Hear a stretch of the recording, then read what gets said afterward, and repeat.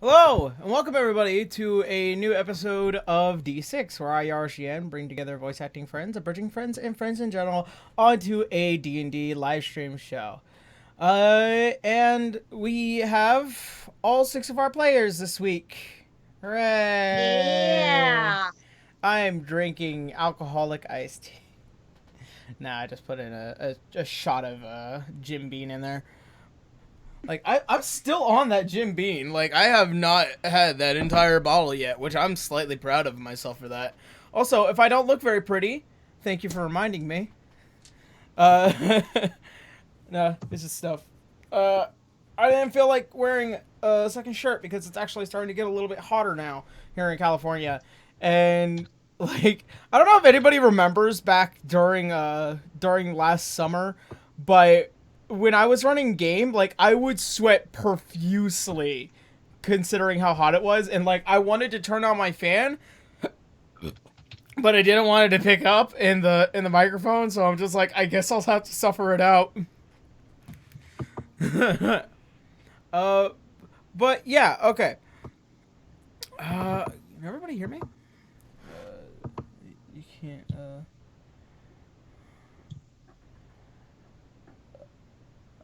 stories. Yeah, is somebody trying to, like, post a specific link? Yeah, Mike's on Eva. Let's see. Okay. Alright, okay. Eva, I forgot, hi. Eva, you haven't been in the stream in a while, so we don't run I'm intros back! right now because we're we haven't been running intros because we're waiting yours and Tara's Hi, intros to be updated. Yes. Sorry. I have a new intro that I want to do soon, but I'll have to wait until after I've finished moving to Dallas. Yeah, that's because fine. Because I have a new recording space, and I have to test out some new equipment, so... Wait, you moved to Neat. Dallas? Yep. That's hot. Yeah, it's Literally. burning. It's burning. You know, it's actually really cold here. It's weird, like winter finally hit fucking Georgia. No, actually, with that in mind, I'm actually gonna It's go also open my window cold real in quick. your heart, Richard. I don't have a heart. Like, I can Broke Yes, you do. That's why it's just cold. really, really, really, really tucked away. No, You know Nina what's- broke my you know heart what's years 10 ago. sizes too small. You know what's absolutely horrible about living in Florida? The It's old never- everything. It's never, ever cold. Ever. So how's Florida man doing? Oh, last I heard, he was arrested for throwing an alligator through the drive-through of a Wendy's in my town. Actually, Wait, serious? I am not kidding you. He was Wow. charged with Fucking aggravated. Florida man. I think he was charged with aggravated assault with a deadly weapon. Oh my god. Wow. What will Florida man do next? Find out speaking of- next time on Dragon Ball Z. Oh, I do got a fun Find Florida out story. next time on Dragon Ball Z. Hawk, Next you gotta tell time. me your Florida story. This is actually happening to a defense attorney in Florida. My dad sent me an article about it. Basically, he was defending a guy convicted of arson, or, you know, on trial for arson, hadn't been convicted yet. Yeah. And he was arguing, you know, about just how random accidents with fire happen and everything. It was just entirely accidental. His client didn't do it. Mhm. Then the attorney catches on fire. I'm sorry. Oh what? my god. I'm sorry, Cat's on what? fire. He just burst into his pants burst into flames. Did he have a Galaxy Note 7? Oh, are you making Nope. a joke? No. He is not a liar, pants on fire. That's not the joke. I thought what it was when my dad was telling me it. That's not. He had an e-cig that the battery pack malfunctioned and then burst into flames. Oh my It god. ignited the oil or whatever Wow. in e-cig. Wow, he literally vapes. Yeah, So- it fucking we it- get it, you he babe. caught on fire during his closing arguments.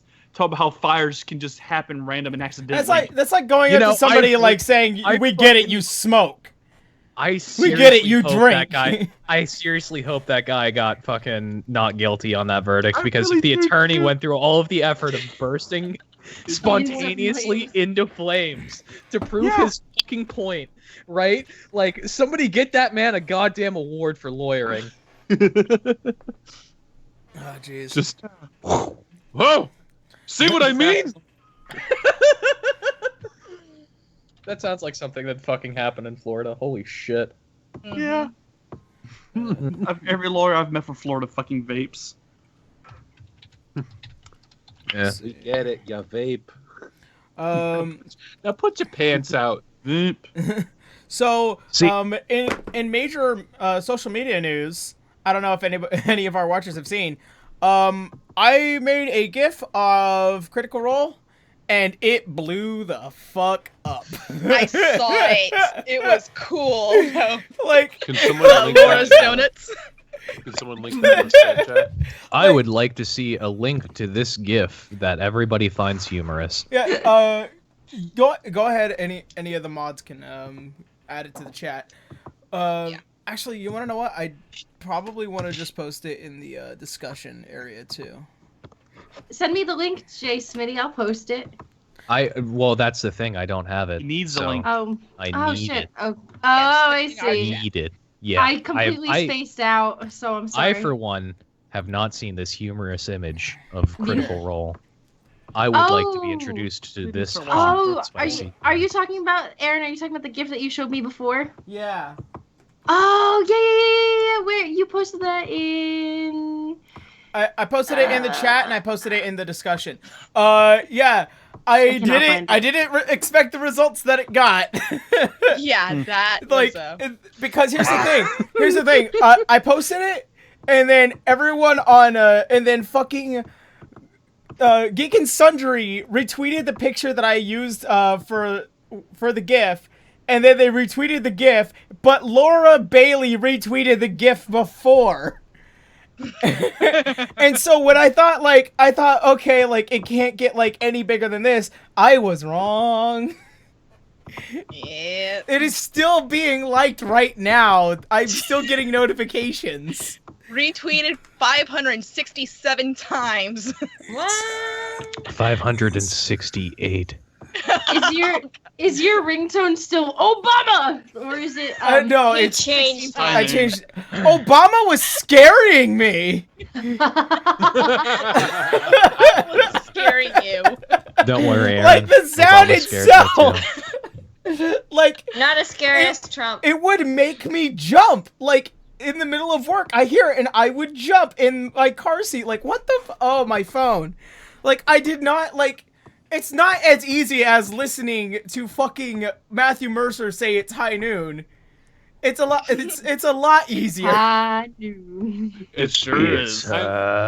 Noon. I'm surprised that you're jumpy enough for that to fucking make you jump.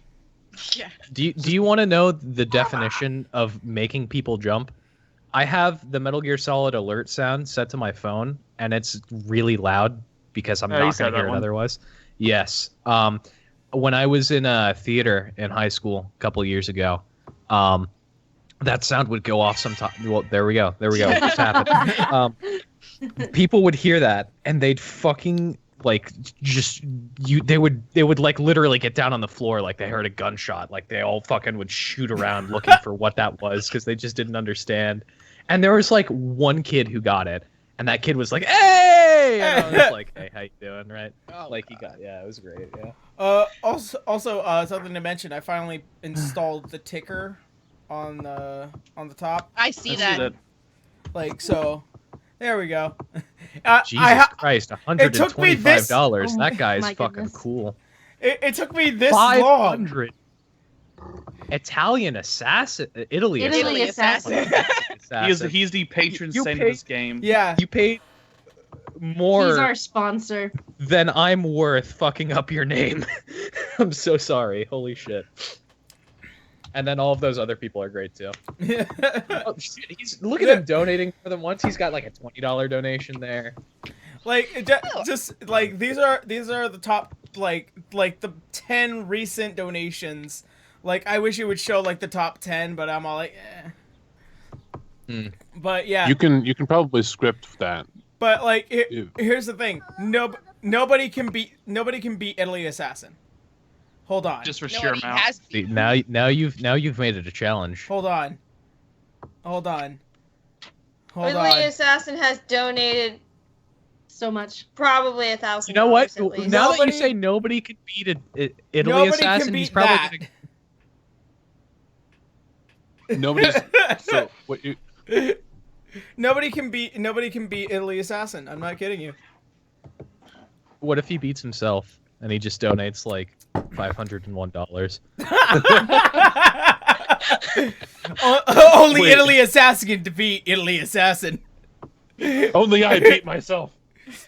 Oh, that's a shame. Ew. For sure. If he's donating that much money, we ought to send somebody to beat him for him, right? Like, it's worth He it. already owns half of Tara's ass. We've already decided that. No! I never sold Okay. That's Which my cheek? wife. Which cheek? This is vitally fucking crucial. None of I them. never sold my ass. None of them. She's my wife. No one's selling her. My I, my nice ass is not for sale. I like how I somebody actually- I like how somebody in the comments is like, "Is that a challenge, Yaro?" I'm like, "Yes, it is. Yes, it is." You can Hey, donate Mina, to the Mina. Yeah. Streamlabs / the Hulk Abridged. You're gonna. Oh my you're gonna God, hate me, Huck. but I'm gonna take a piece of your wife before you do. Hey, Oh my house is on God! the water, Aaron. Why would you take part of her? Are you trying to steal one of her organs? That's terrible. No, I'm saying that I'm gonna sleep with your wife before you do. Literally. Only if she consents. No, she's Yeah. already said she's cool with this, She's already cool with it. Then it's okay. and I get to be in the same room and watch. You guys. You know the thing I'm most pissed about. Can I watch? Here, I can just here's the imagine thing. Hawk right now. He's here's- just sitting there with his legs crossed. He's like, and the leg goes there, and the mouth goes, oh, right there. I The could. thing that I'm- Let me the take a thing- picture I'm gonna be to holding remember like, this those judging moment. cue cards up like Like- 8.5 The thing I'm most mad about in this situation is you guys are going to be closer to my boyfriend than I am because you're going to be 2 hours away Okay, we'll from invite him. him to watch too. I'm sorry. Oh, That's even hot. better. Tara and Eva can watch while me and him go at it. Oh my god. Hey guys, it was really great being here. I enjoy being on the show, but my mom is like right outside. I gotta go. Take the breadsticks with you. Take Wait, all are of you the s- breadsticks. Are you serious? No, it's a meme. It's a meme. Yeah. Oh. I've got to go I don't know immediately. that- I've got to. Thank I'm you sorry, for- but I've got to go immediately right now. There's a dog. Puts breadsticks in person, leaves. Okay, I Okay. didn't recognize the meme. I'm sorry. Yeah. Oh, with me today, for those of you guys who love him, is Marcus. Hey, hey, Marcus, Bork. our little puppy, our little I don't know how to. I don't little know how to mascot. bark. I'm a bird. Oh, that reminds me, Ava. In game, I got a pet. You did? Yeah, It's a his name is His name is Rexo, and he's Oh, completely useless. Complete. Is he a very- platypus? He's a fug. He's a fug. I like Yeah. to think of him as like a flying platypus, and when he moves, it's just one movement, like a really bad animation, like. And he goes rat rat and just moves.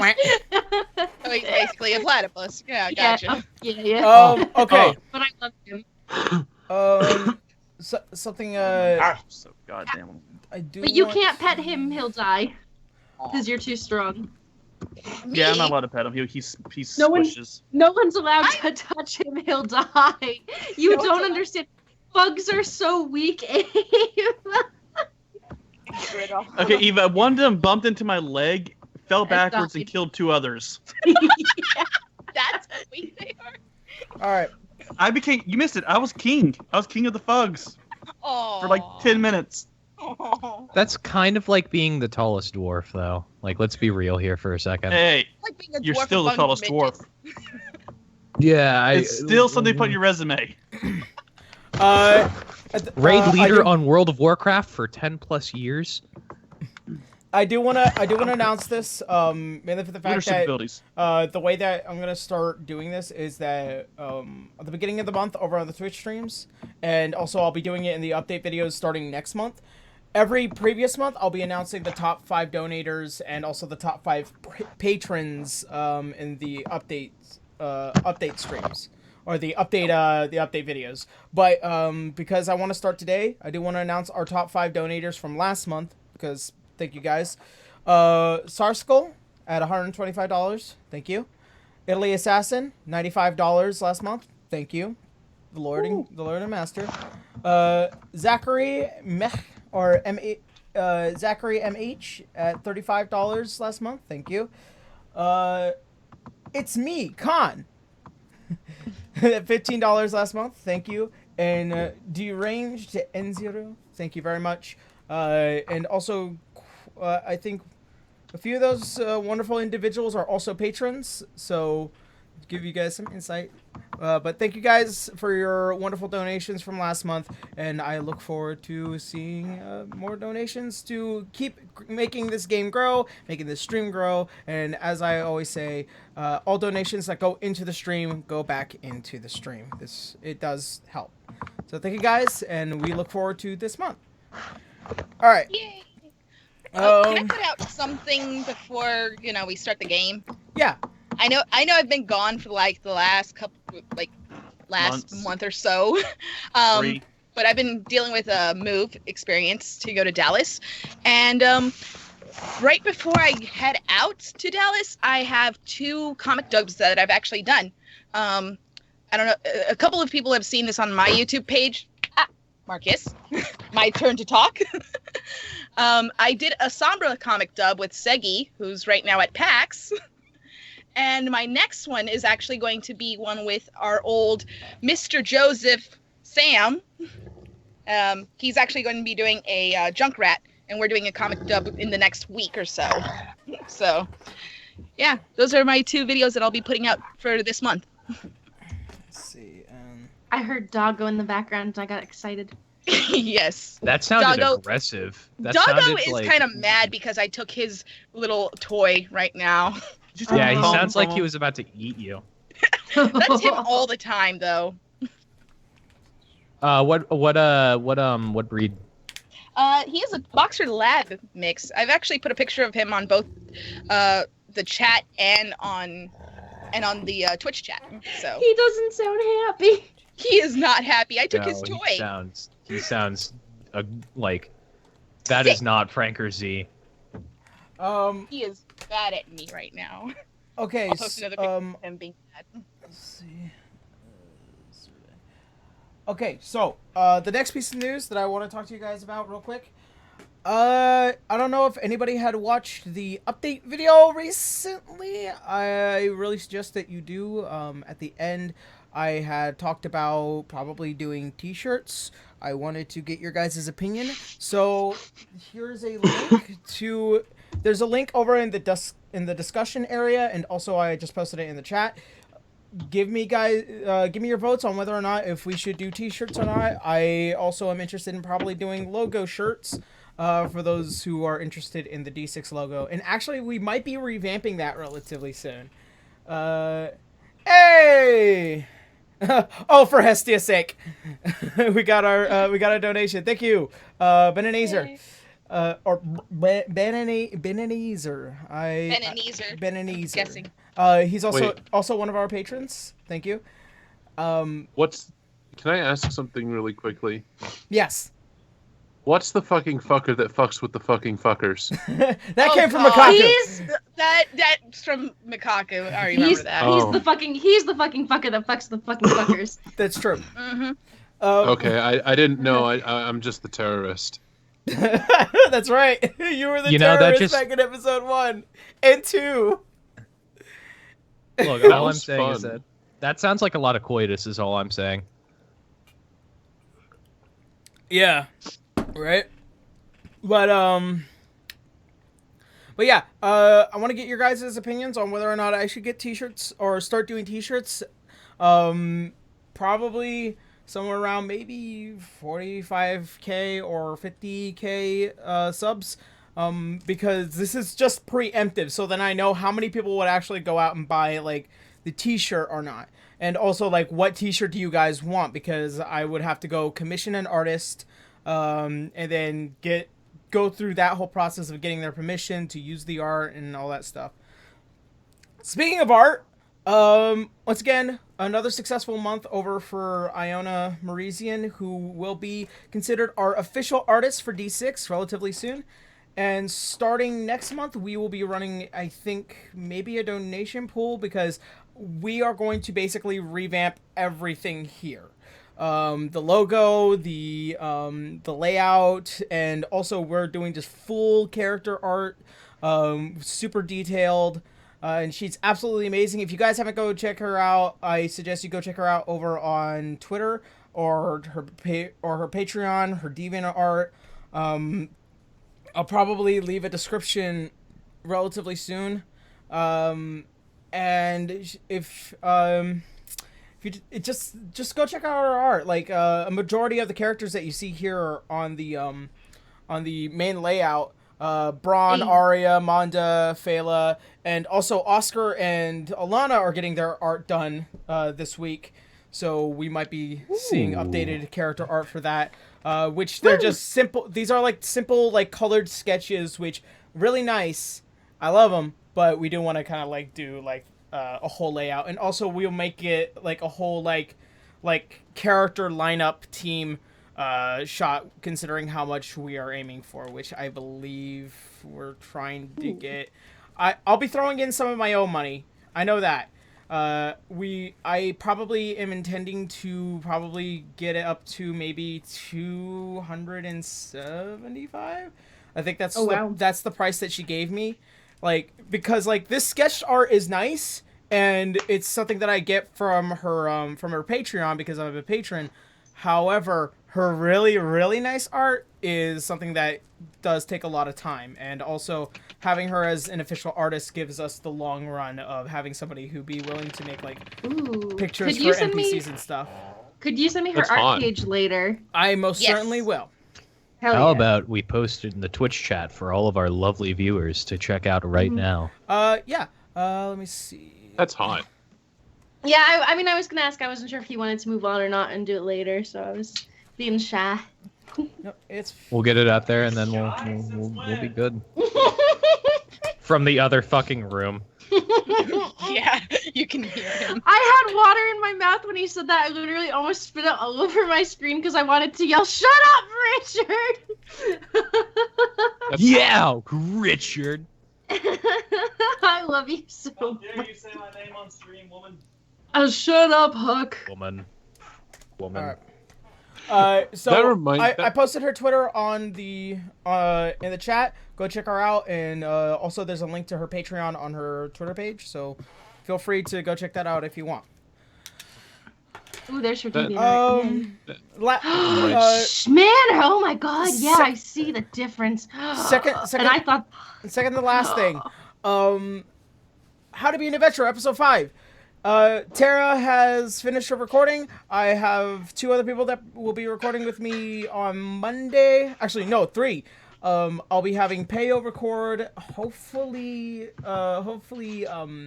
Carrie might be recording. I know she's about to move relatively soon, and I really don't want to stress her out. Wednesday. I know she's moving to America. Send her some best wishes. Really, that's.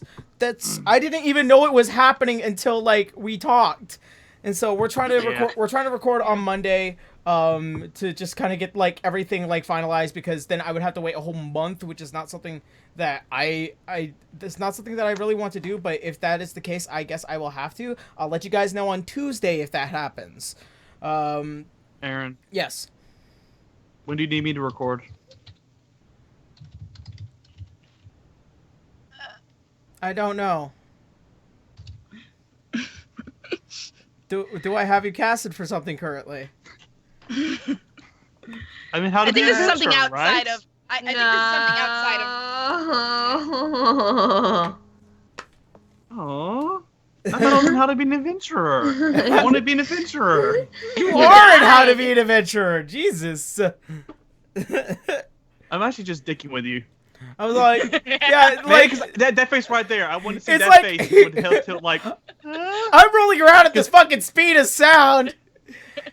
And they. Aaron has the best deer in the Don't headlights confuse look. him. Don't confuse him. It's I just really want to dick easy. with you. My brain's rolling Yes. around at the speed of sound, and then an unstoppable force meeting an immovable object. I'm like, what the fuck is this? I'm not that heavy. Bongo, bongo, bongo, I don't want to Oh leave my the Congo. Oh, no, no, no, no, no. Da, da, da, da. That's the music that goes and starts playing in my mind when everything just zones out. because I played so much of fucking Fallout 3 and 4, and I hated it both, and that song just would not stop coming up on the radio. So I'm sitting there, walking in this empty wasteland, just hating all of my life, and all I hear is bongo, bongo, bongo. I don't want to leave the Congo. No, no, no, no, no. If we're gonna talk about like songs from Fallout that are just fucking evil, Fallout New Vegas, Johnny motherfucking Guitar. You're walking down the streets, and then it just starts raining fucking super beans. You know what's playing on the radio? Johnny fucking Guitar. You walk down and you walk to a mountain pass, and then you're just suddenly swamped on all sides by Deathclaws and Cazadors. Guess what starts playing on the radio? Johnny Guitar. Jesus, Johnny. Worst, most. Okay, there's like a glitch in the game. It even shows up on radio stations. It's not even supposed to be on. It's awful. All right. It's not a bad song, but it's just. Ugh. And last announcement.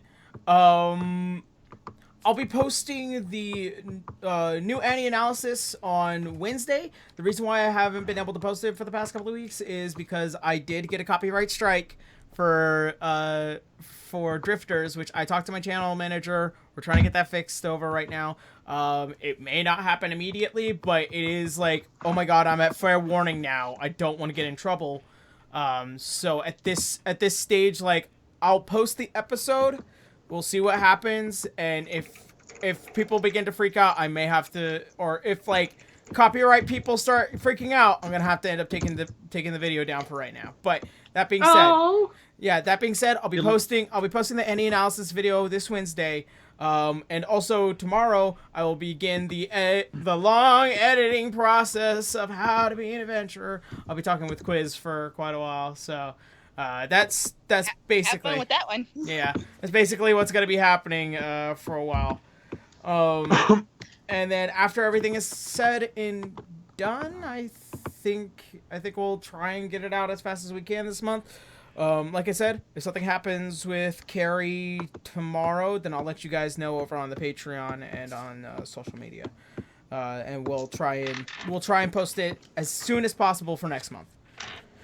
All right, any announcements for you guys? Just that my content's gonna be very erratic, be it streams, me just writing or voice acting, anything, because my house is partially flooded. Mm. So yeah, I'm kind of sleeping on my couch because my room is uninhabitable right now. It's unfortunate. Sorry, it smells like a wet dog's anus or Bruce Valanche's ass crack. Oh my gosh. That's Okay, like have you ever played PT? You know, the playable teaser for Silent Hills. Yeah. It smells like that looks. Ugh. Oh Yeah. god. Literally all my clothes, literally even my fucking books smell like that shit. I've had that happen to me before, and that's the most horrible experience. I'm so sorry. It is. Like everything I own is in the living room. I got a dehumidifier going in here like 24/7. And my room has like 7 industrial-sized dehumidifiers. You can barely fit through my fucking door, going in it to try and get the just a sheer amount of mold and dampness out of it, so that way they can put new carpet in. Hopefully by next weekend. Okay. Oh, and yeah, Abaddon Spoiler mentioned something. Yeah, they pull up the carpet, and underneath the carpet, there's like a foam pad underneath the carpet between that and the concrete. Yeah. They found about 22 razor blades. Oh yeah, that's fucking right. You talked about this on your stream. Just fucking razor blades just laying there. Scary, holy shit. Oh my god. You know what? Yeah. Somebody used to do a lot of cocaine in that house, is what I'm imagining. No, what it is, whoever was laying on a carpet was just goddamn lazy. That too. God, it just pisses me off. Like, I'm sorry, like the whole. It's like situation. follow the fuck through. It took really. them 3 days before they ever did anything to get the stuff fixed. Yeah, Oh, I jeez. feel that. All right. Let's see. I'm trying to remember. Yeah, I where we fixed the last fucking left leak off. myself, Oh, that's right. but we found another leak. I'm sorry, that sucks. Yeah. It's annoying. Anyway, what do you guys get? I hope to have something out in April. I'm just a bit busy right now. Nice. But I want to post probably- another song. I'm between like 3 songs. I don't know which one I want to do. That's it. Gotcha. That reminds me, sorry, I probably will have either the next episode of Fate or Saber and Sun out in April. I Because don't. I get the lines for those. Faith's I don't basically remember. just waiting on me to record. I don't remember if I mentioned this last week or not, but my first episode of my series called Fanime is finally out on Anime America, and the second episode will be out later this week. Sweet. There we go. There we go. Yay! Making it happen. Yeah. Making anime great again. Also, this is my birthday week, so all you Twitch viewers, be nice to me and support. Yay. So am I! What day? Divas is the week of The weekend Maybe. right before Anime Boston on the 24th. I'm the 15th. Nice. Yeah. Doesn't Carrie have a birthday right? Me and in Tara, Boston? me and Tara have No. planned out that we are going to be drinking that night. No, not yeah, just yeah. you and Tara. All of us. Yeah, Thank also you. me, you cock. Also me. Yeah, yeah, and As far as I knew. Okay, She well, You asked guys- us first. You My guys. birthday. I You guys- invited you I first. think I it was- invited you first. It You guys- was gonna be just us, but then I invited other people. There better Aw. be some shitty hotel Wi-Fi Skype calls going on because you'll- I would like to have a window into that experience Aw, if I might. Aw. yeah. You'll Well, get the shitty Wi-Fi from me. No matter I where know- I go, it follows. I know I will be spending my birthday pretty much sloshed at Anime Boston with Tara, Hawk, Carrie, and Cobra Whiskey Young, who's told me he's gonna buy me a birthday shot. So Oh God, you're making all of my regrets of not going I even can't worse. wait to meet everyone at Anime Boston. yeah. Like, I'm so looking forward to it. Fuck. I booked my flight today, so like it's all official. Like, it's all It's all gonna be awesome. All right, all right. I can't afford to leave my state. Tell Me Fawn neither. I've done this- I'm in London. Apparently, Abaddon Spoiler's life mission is to be mean to me and Carrie. That's my job. Okay, he convinced all the fans in the D&D game that Carrie and I are in to bet against Carrie, to donate against her. No. Okay. Abaddon, you like me, so listen to me. Stop being a jerk to Richard and Carrie. He's good people. So quick update. Our donator Benenazer, who just donated $50. Also, he is one of our fellow patrons. He messaged me.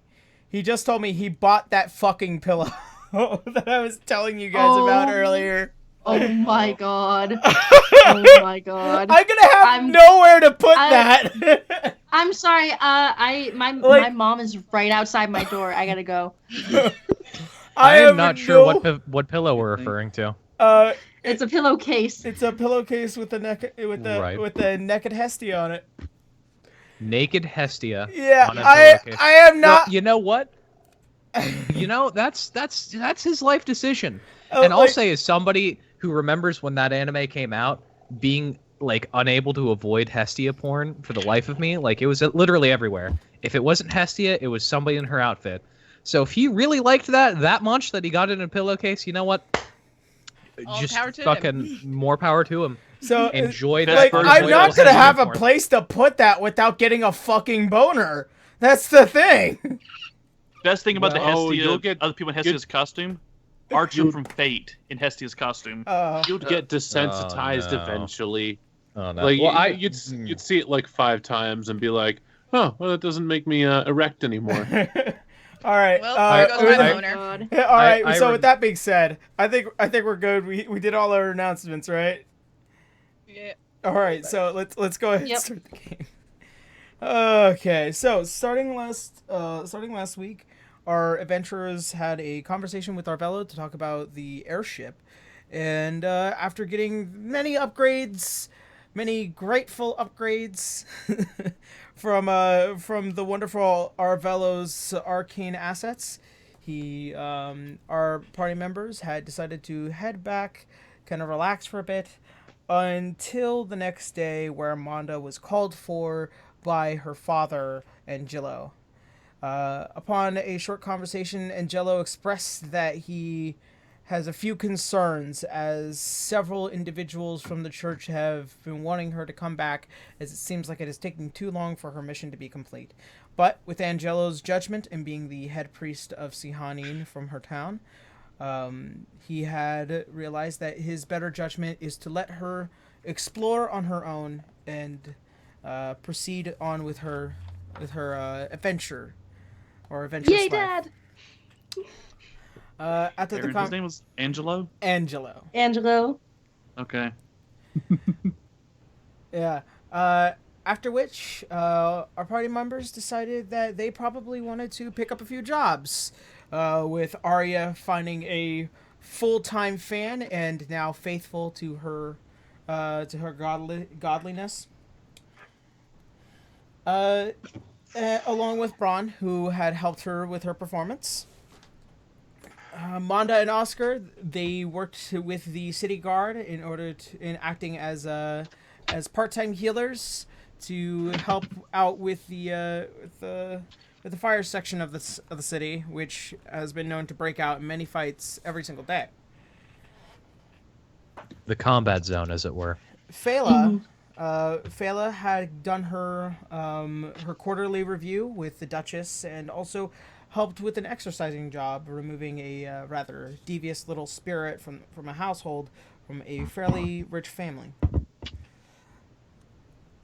After this day, the next day, Braun and Arya had traveled up to White Dragon Summit after feeling a pull from the Dragon Slayer that Braun had bought from Arvello.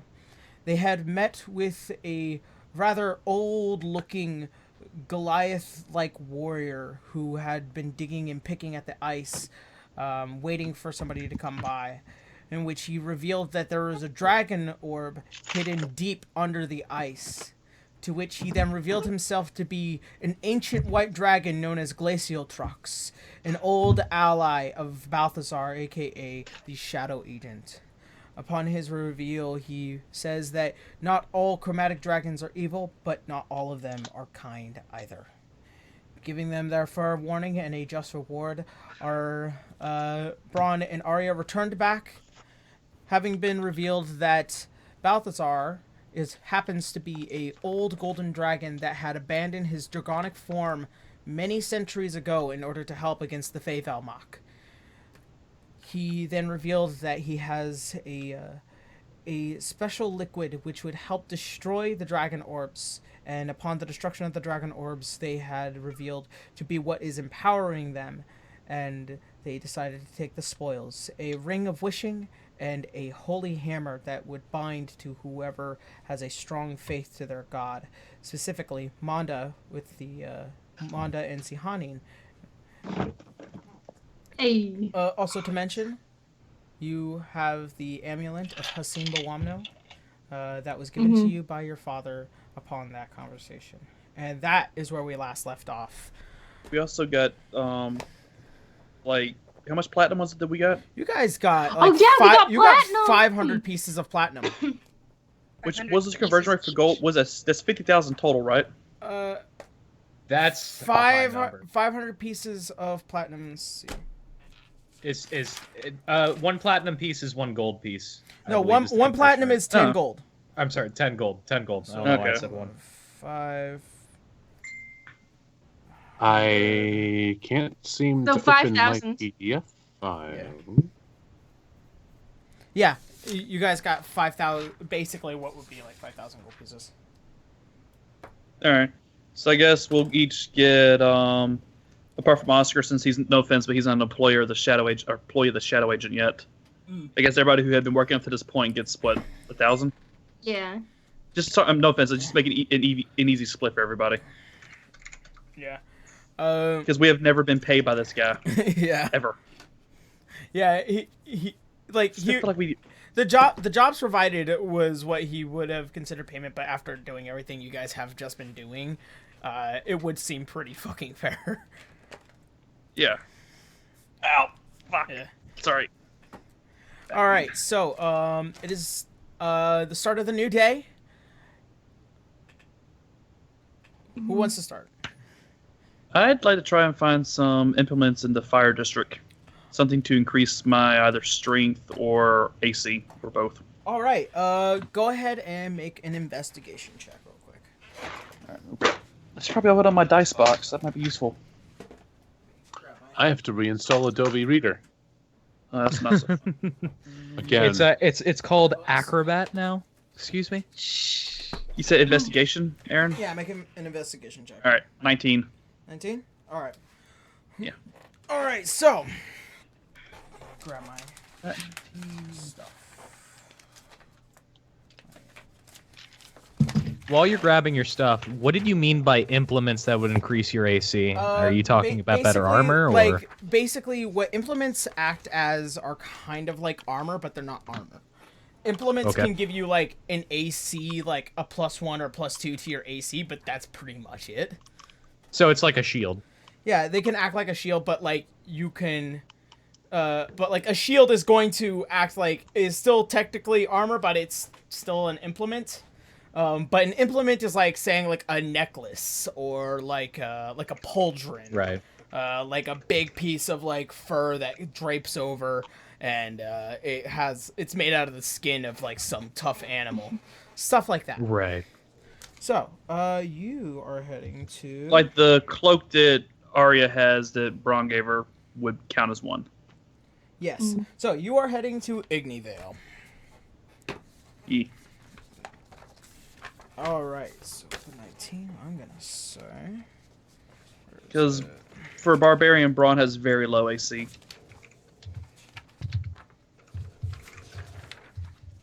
Well, as a barbarian, you're typically not concerned with that because you're busy killing everything before it has the chance to hit you. And even then, you have enough health points that it doesn't matter. Yeah. Well, just you worry have about putting died money like for the 3 tourney. times, I think. Yeah. I've only died like once in combat. Okay. all right. Never again, please. So, you decide to head over to Ignyvale. You can immediately tell this is you remember Ignyvale the last time. You got kicked out of here. You guys got in trouble here. With the festival getting much closer, you realize that there is now an uptick of a lot more fighting, and thus the reason why there's more needs of guards getting healed. So, for your request, as you're walking through the streets, you get basically bum rushed by a random man as he is now, he kind of toppled you over. He's still running past you. And I need you to make a strength check real quick. Or a strength saving throw, like to keep your balance. Well, I got a nat 20 on that. So, as he basically is running, he's basically bum rushing through a crowd. He manages to hit you really, really hard, and you manage to catch yourself and stay on your feet. Would you like to make a reaction? I'm going to reach out and just grab him, because I'm kind of worried he might just stole my wallet or something. Alright, go ahead and make an athletics check. Okay, Since it's technically grappling.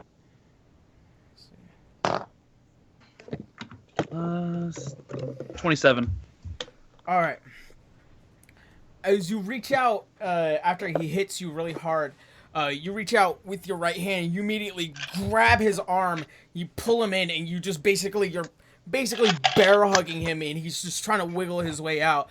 As you look down, you see that there is a pretty sizable pouch. Your pouch, you realize, of your money. Mm-hmm. And he's currently trying to swing. He's like, "Let me go, mate! Come on!" And All right, I'm gonna take my pouch from him. all right, you take it back. You get a little bit of resistance, but you manage to pry it out of his hands. And you see a couple of guards come by. He's like, "Oh, thank you very much." And one probably a little bit younger than the other one. You can definitely tell, like, new and probably just recruited. He's like, "He's been causing trouble all day, mate. Thank you very much." And, Can I make sure that all my money's there? yeah, you check. Your money's there. All right, cool. And the man gets dragged off by a couple of guards. It's definitely very rowdy over here. As you're going through and you're looking through all the blacksmiths, you come across what seems to be a rather pretty okay shop. You notice that there are several sets of completed armor. One set of armor looks like it's just completely patchwork. But there is some sets that look like they are done, as long as along with what looks to be mannequins with several different adornments and other implements that you could possibly find. As you enter the shop, you can hear the loud banging of hammers, the movement of sewing machines, and just the general what looks to be a workspace. And there are several individuals here. You see tieflings, dwarves, half orcs, all working pretty much overtime making new armor here. Aaron, did anyone else come with me, or is Braun just by himself? I think you did. I asked if I didn't know if anyone else wanted to go. I don't think anyone else went. Okay, I didn't know if anyone else had wanted to go out with them. Because we kind of just dived in. Well, I was reinstalling Adobe, so I wasn't paying attention. Okay. Braun has run off on his own, and he's doing things. I would have wanted to head out with him. Damn it. Yeah. All right. I think we retcon Drunkalana needs to be a little bit more sober. Can we retcon that Phalo and anyone else who wanted to go went with Braun? Yeah, sure, it's fine. Cool. So who else wants to go to the fire district and get mugged? Yo. I'm here. All right. All right, cool. So, There's us three. You guys also see just the hustle and bustle within the general workshop. As you enter, you see what looks to be a rather small dwarven man with a bright red beard and a long tied back hair to a bun. He seems like the blacksmith type, as he has this large looking worker's hammer, and you can still see he's holding what looks to be another set of tongs as he puts it away to his belt. And he looks up to you, he's like, "Hello, how you doing there, mate?" Good evening. Good morning. York burps. Lana's like still hungover, so she's trying to control her headache. You hear the large, like a lot of hammer sounds and a loud spinning I'm just like wheels. rubbing my temples. Oh, Braun just leans her against Braun leans her against the door sill. Oi, what's over there? Can't hold a liquor. Shut up, you, before I beat your ass. Funny half-elves. Alright, well, how can I help the lot of you? Braun basically describes he's looking for something to increase his defense and strength. Some sort of implement or armor. He kind of gives you a rundown, like a real up and down, looking at you, looking at your general physical build. I might have something, and you see him go around towards the armor stands where you definitely see there is pauldrons and other nature-esque kind of shoulder armor. You also see what looks to be a mannequin with large beads with several different inscribings on them.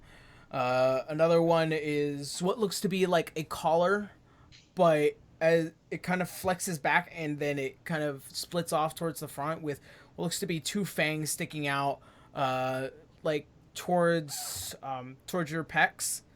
And you also see what looks to be a general scaly cloak, probably made from a lizardman or something.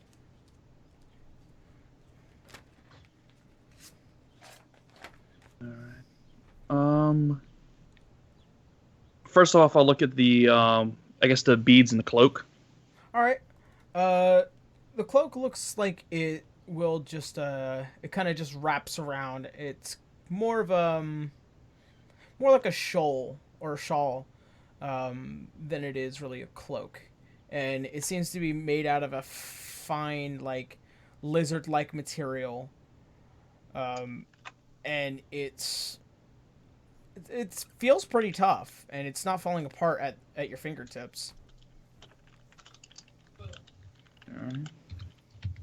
And Braun asks, I guess, about the What are the properties of this piece here?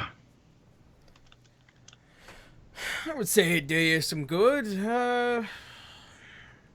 Maybe a little bit of armor.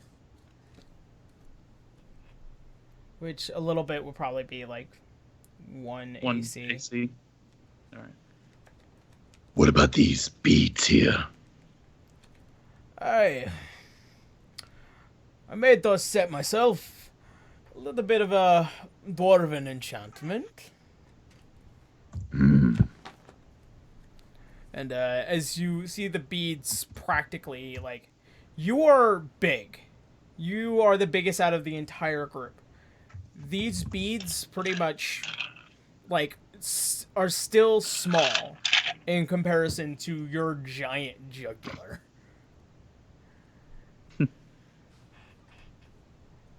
But it's something that Braun, it would fit on Braun, right? Oh yeah, it would definitely fit on Braun.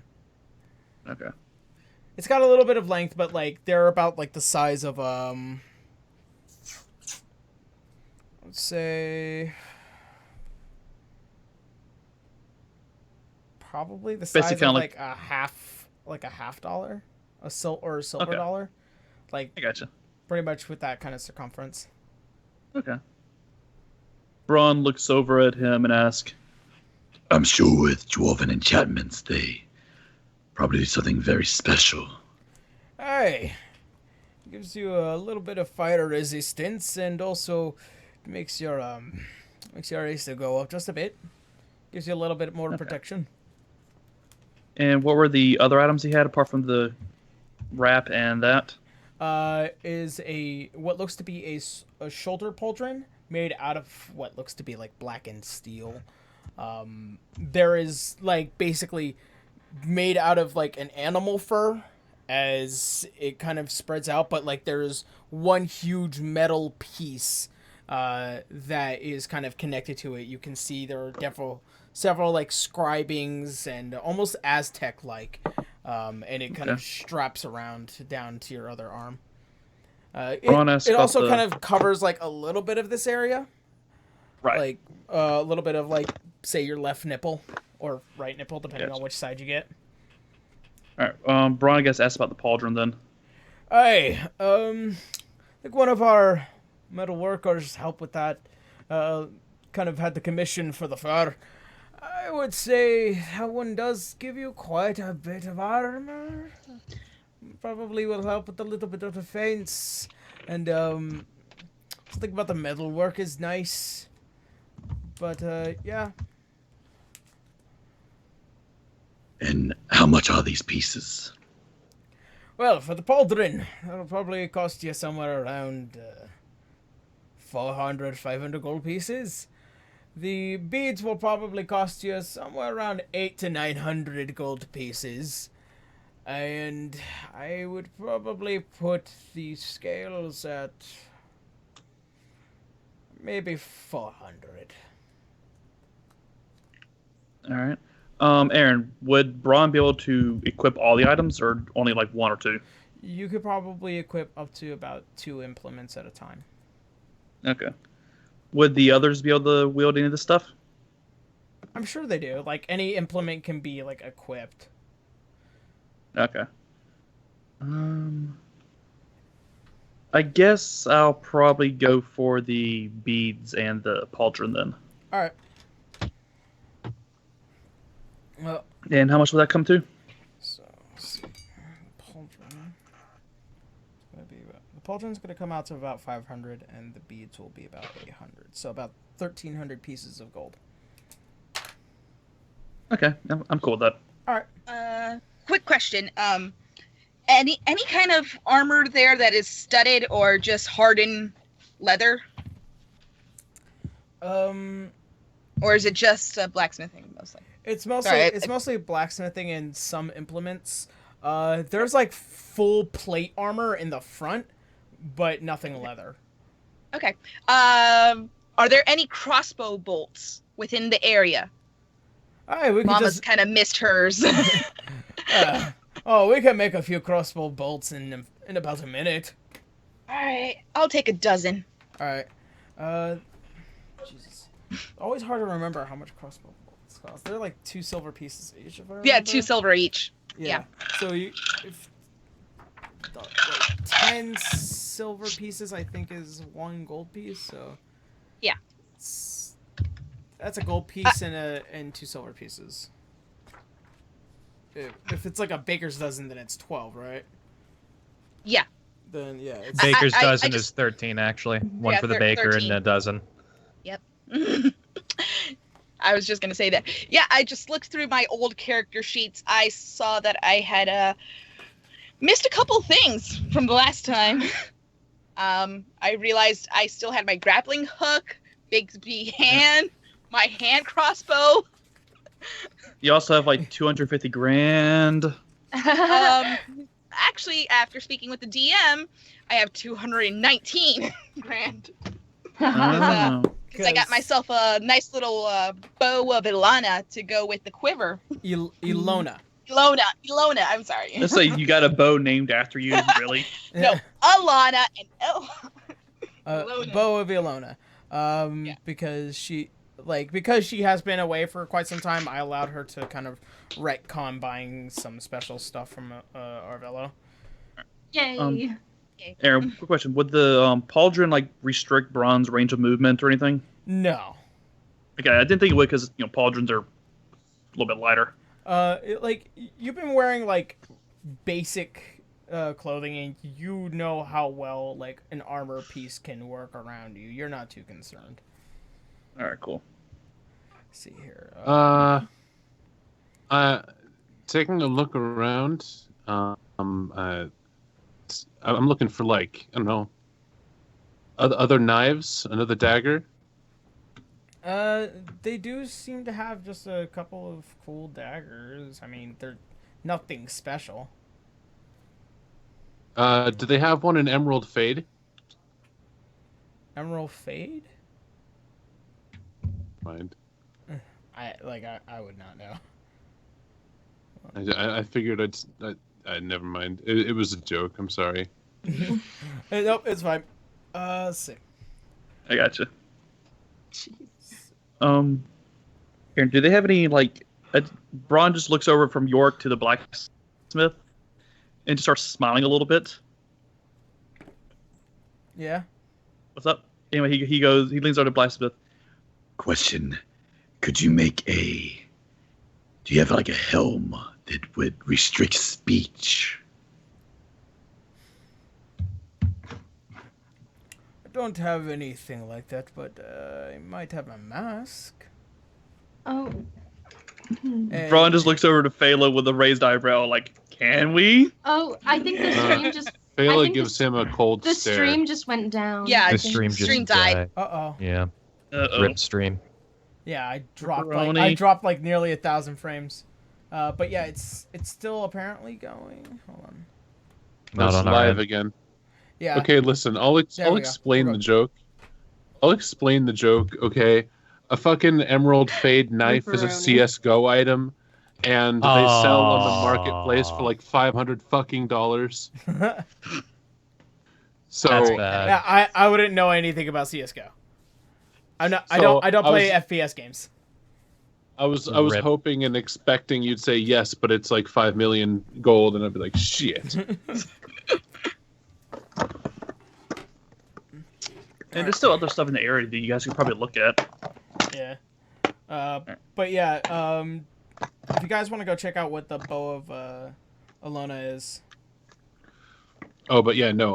Phala gave Bron a very cold stare. It's just like, you would silence my only way of talking. Bron just looks back and goes, "Come on, wouldn't you like a little silence from him now and then?" She lives in silence. She doesn't need it. He isn't. Well, be nice.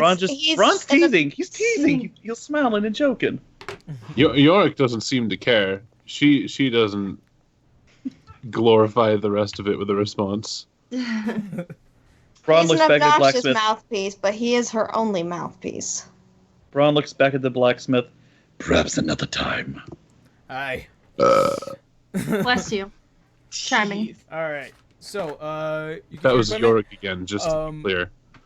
Braun, I will send you your cards for that later. Woohoo! You got some armor, buddy. Or things. Braun hasn't gotten like any defensive implements in like 4 or 5 months. Yeah. Of game. All right. So, anything else that you guys want to do while you're out? Is there anything that Lon or Phelan needs to pick up? Not unless there's an Emerald Fade. There's no Emerald Fade. Well, then, no.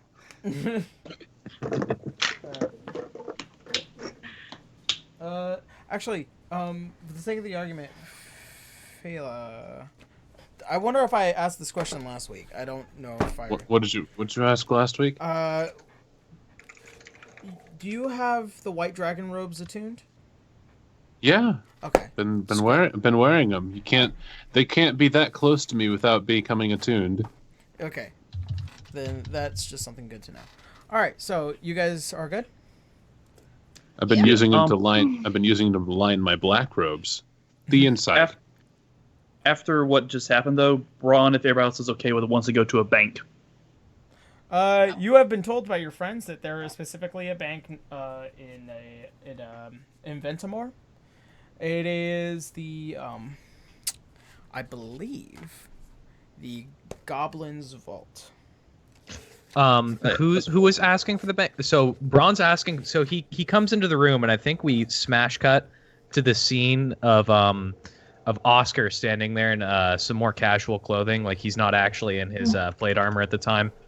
I'll post pictures in the chat for the reference of what his outfit looks like, but he has like one hand palm out, and he's like, yeah, they have really great plans for fixed rate mortgages. I really recommend investing now.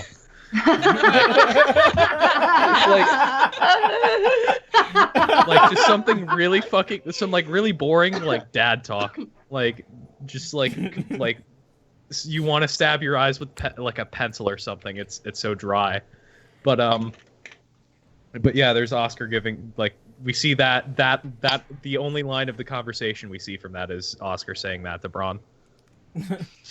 All right, but yeah, you were informed by your friends that there is a bank in Ventimore known as the Goblin's Vault. I definitely think that Braun and the others should probably do something like that. Oh, I already went to the bank last game.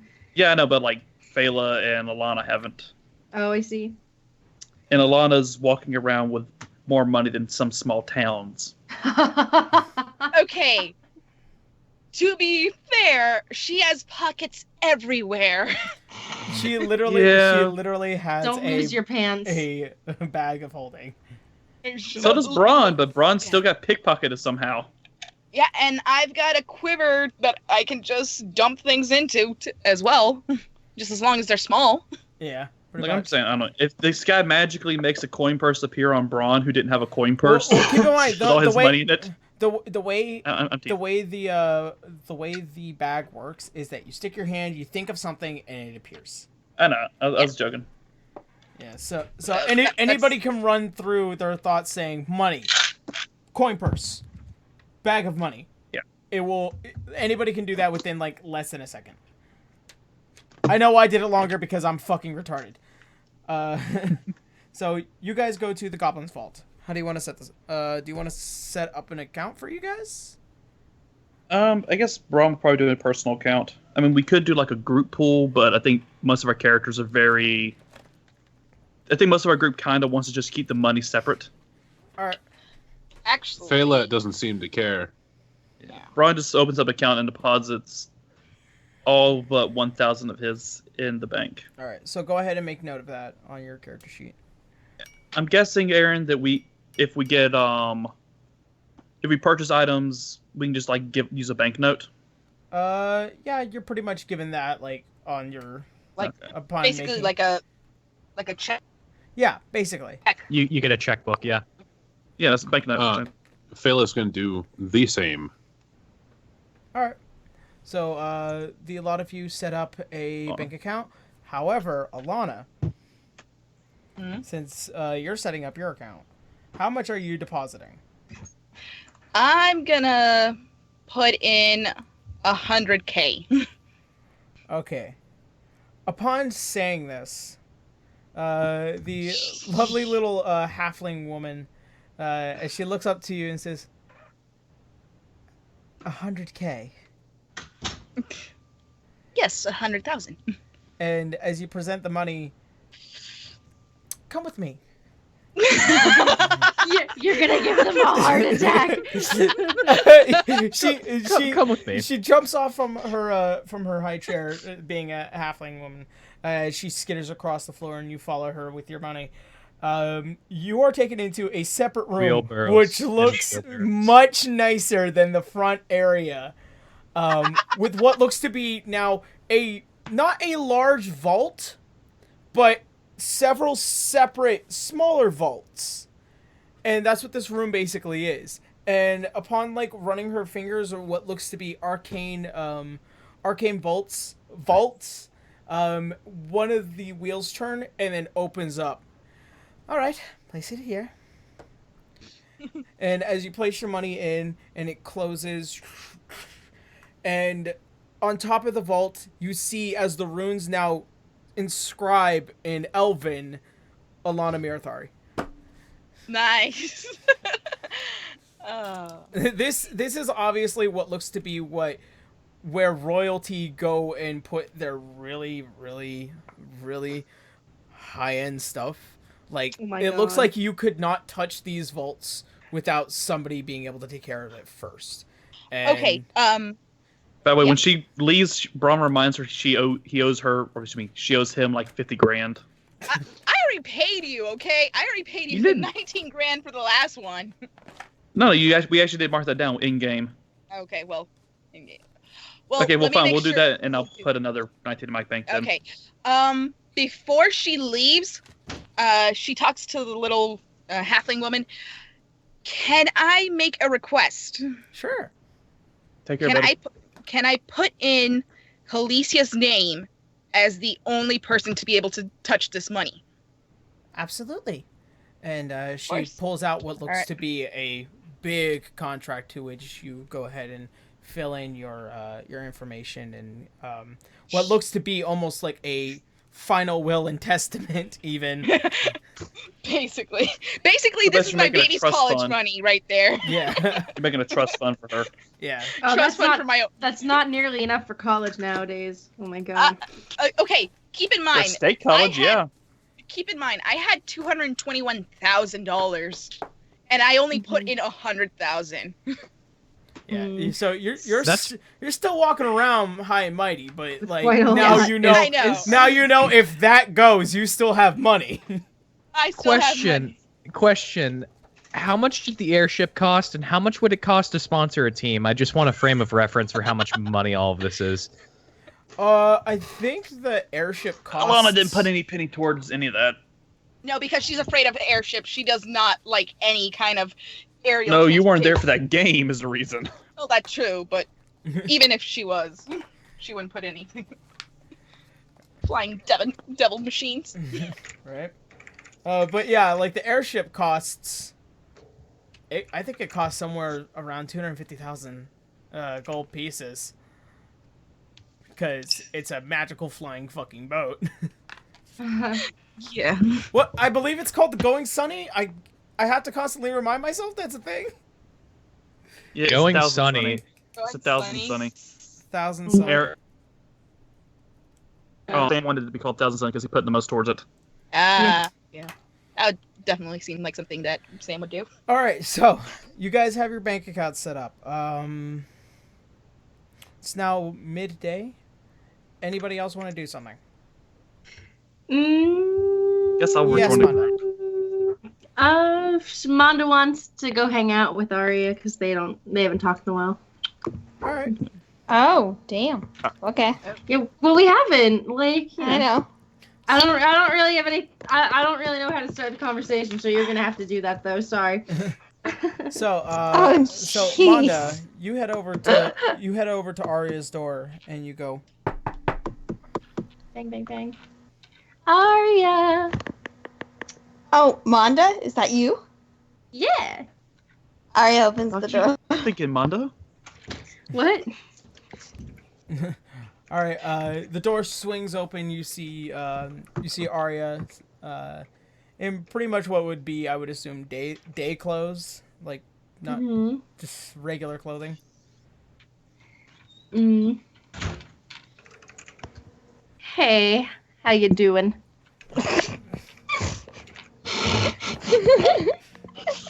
Smooth. Oh my god. Mina. I don't know. This is already awkward. I love it. I got this amulet, and Oscar and I were trying to investigate it. So I want to investigate it again, but I don't feel like doing it alone because it's boring. You want to hang out? You know what? Yes, absolutely. Okay. So I need to. Do I do an insight roll or an investigation roll? Aaron. Make a investigation. Okay. Arya, roll with me. Okay.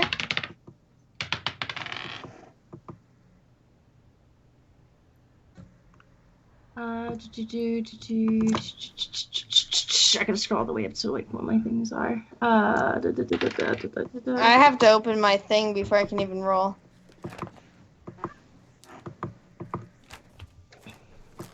Come on, Adobe Acrobat. It's a 19 for me. 19. All right. Aaron, I private messaged you a question. He's not gonna look, Jay Smitty. Good luck. No, he's not. All right. Okay. 1 second. I haven't been able to open my shit. Would you like for me to run over to your page real quick? No, I think I got it now. Okay. Okay. So let me roll here in just a second. You have a I'm opening up a dice roller because I don't want to use my real dice tonight because I'm lazy. That's okay. I got Here 19. you disrespect the dice. I disrespect the dice. All right, but I got 19. Oh, we both got 19. Okay. Shite. Arya, as you inspect the amulet, you are incapable of reading any of the scribing on the back of the amulet itself. Do you speak Elven or Celestial? You're talking to... Yeah. Arya. You're talking to Mond... Arya? Yeah. Okay. Arya really only... Okay, she speaks Infernal and Common, but she also has the ability of tongues to understand anything. Really, that's a spell that she can use if she really needed to. Alright. It is in Celestial and Half-Elf. Okay. So, Arya, as you inspect this amulet, you notice it's made of a very familiar material. And as you inspect it closer, and you notice it's not any metal of the prime material plane. And upon closer inspection, as you bring up your Ring of Osmodeus next to it, you notice it has a shine much like it. Oh. It's demonic. Destroy it. No, it was Eat given it. to me by my father. Consume. The two are not mutually exclusive. But I also rolled a 19, so what does Alright. that tell me? The way that I consider like help, like you roll the initial 19, that's the big roll, and then say somebody else has a 19, then basically I add that as if I act it as if it's a modifier, so it's a +3, so it becomes a 21 to the DC. Okay. So upon further inspection, you try to decipher the words on the back of the amulet. You read the words Hasim Bawamno, which are written in common. But on the back you read in half-elf and also in celestial, which the words begin to go back and forth. The word mother is the word God. Oh. To my child, seek me. Seek you. I don't know what to do now. The word mother means God. And it's Hasim Moen. I can't pronounce it the way that you have it spelled. So, for the sake, make one more intelligence check. Okay. Make just a general intelligence check. Oh, okay. It's nice. It was a nat 20. So that's cool. Alright. Thanks. You decide that Hasim Bawamno is a very strange name. It's Elven, but it's not how most Elvens would spell it out. And why it would be written in common is beyond you. So you decide to pull out a piece of paper and you start writing down each letter for each part of the name. And you decide to start piecing together. You are basically putting back together an anagram. And after several attempts, you manage to get the last name, Moonbow. And several attempts later, you write Sihanin Moonbow.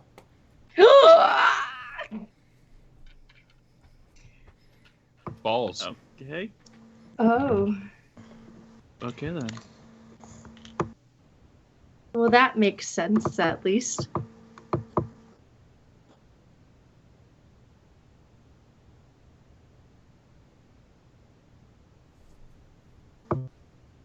With the gods.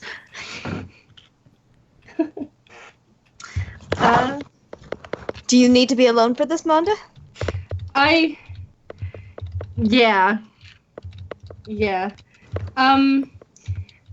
Please don't tell anyone. Arya hugs her. Of course I won't. Good luck. Thanks. And then Arya leaves. As you two exit the door to the room, or if it's only one of you exiting the door, it's just me. I'm going back to my room. Then Arya Manda, goes to find Braun. Then as the two of you walk out of the room, you notice that Oscar is walking about halfway down the hallway. Like he's at least 2 doors down, but he's not looking in your direction. He's just walking. You just notice that. That's it. Suspicious. He's walking in place. No, he's making his way down the hall, but he was walking by, as it were. Oh, I thought he was just kind of walking, but he wasn't moving. You know, that would be kind of cool if he was on a treadmill. He was just trying to make those gains. No, not even on a treadmill. It's just that he was moving. His feet were trying to take him places, but there was just no momentum. It's like an old PS1 game where you don't know where the wall is because the pre-rendered graphics are really terrible, and you're just sort of walking in place. Yeah, exactly. Like against the wall. Against the wall. All right, yeah, so that was Oscar. He was glitching out. You return back to your room. Yeah, open up. So, you're kind of left with this amulet, and you feel upon this realization of the name, it feels like something calls.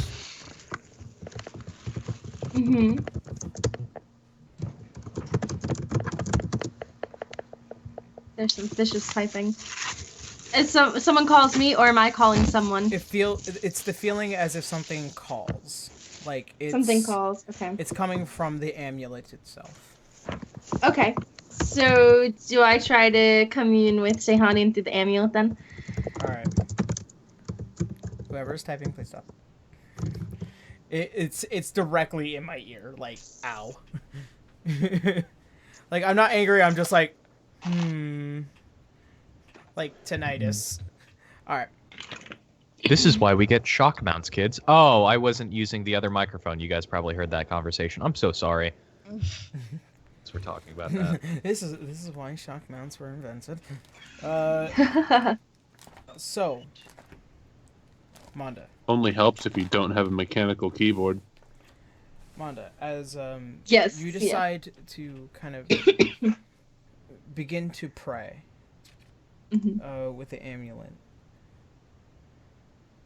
you feel light, and almost as if the world begins to fade, like a feather fall, like a picture around you is beginning to peel back, each as if like a feather. As they begin to fall, you see what looks beyond, as almost like the picture becomes complete. You are basically brought to what looks to be a large moonlit garden. Hold on. I just realized I have not been playing my music. Oh no!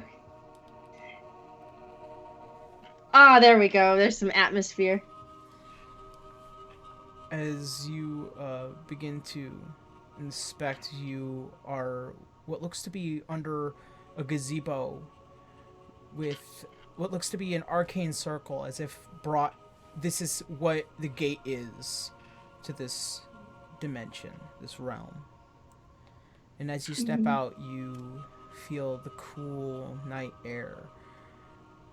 As you look farther and farther past the tree lines, and as you pass through, you see a small pond and a full moon in the background, with several small buildings. You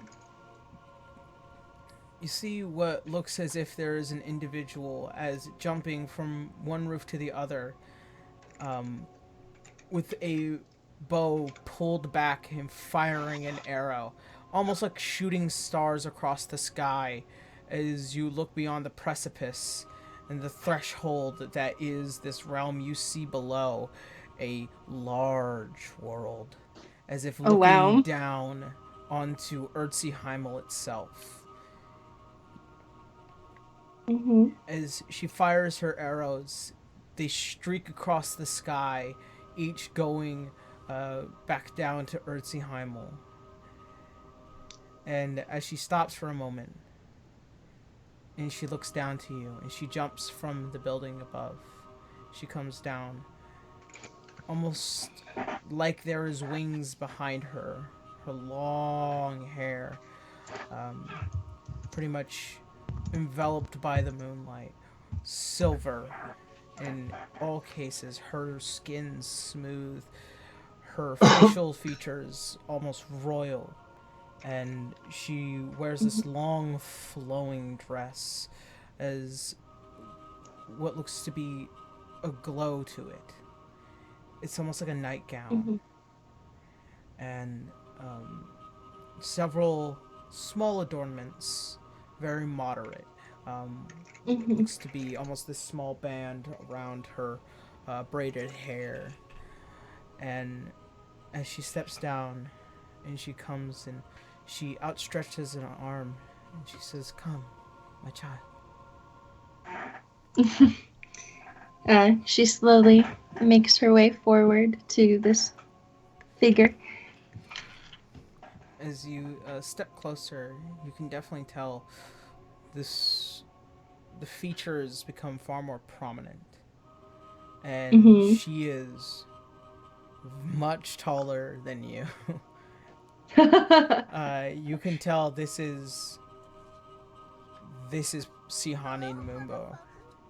She is everything that is what would be represented of a god or goddess. And as she stares down and she begins to almost envelop the presence, and she sits down cross-legged next to the shore of the small pond. Manda does a little curtsy bow kind of thing, like the respect kind of bow. Sits. Can she sit down next to her? as you do your curtsy, she's like, no. You do not have to do that here, child. Please. Sit. Okay. She goes to her and sits. And Manda pulls out the amulet and holds it between them and says, "Is this you?" That was mine a long time ago. I gave it to a wonderful man, my husband at one point. Angelo? Yes. I assume Then you are my daughter, Manda. I guess, yeah. Huh. And as she kind of reaches out and she moves one of the long strands of hair that is kind of blocking your eyesight.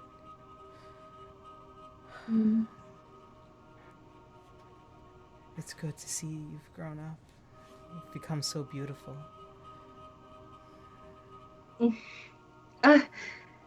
Thank you. I don't really know what to say. Amanda just kind of starts crying. And basically this giant woman, she brings you in for a nice firm hug. I didn't realize my mother was still alive. Oh, wow. And she pulls back and holding you on to your shoulders. So, how is Angelo? Oh, you know. Always getting himself into trouble, but he's fine. He's a good man. He still prays every night. And I try to hear from him, but I feel like I've lost a lot of my focus since I was gone for so long. Why did you leave? And as she hears this question, as she looks towards the moon within the pond, gods for a short time can come down to the prime material plane. As she kind of moves the water, and the water becomes almost still across the pond. And without the gods to reign over their domain, and she wipes her hand across the water, and you can see ripples and more ripples, and you begin to see the vision of the moon beginning to fade to black. Without the gods to watch over their domain, the domain fades. And oh, I see. Without me, there would be no moon. I see. When she hears the words that, like, if a god leaves their domain, it will fade, she thinks, if you leave your domain and it fades, will you fade away? An eventuality, yes. She thinks of Arya for a second. That's not gonna be good. What is this all your domain, or do you watch us from here? I stare down at Heimel, and I provide hope and grace, and the moon, which provides a cool night and the tides that come along with it. Have you been watching me? I've seen you in my dreams. Oh. I've seen your wings, and I see now that I am proud. I am so proud to know that you've come to seek me. And I'm so proud you've grown up so well. Thank you. I'm just glad I actually have a mom. She reveals like a long and beautiful smile breaks across her face.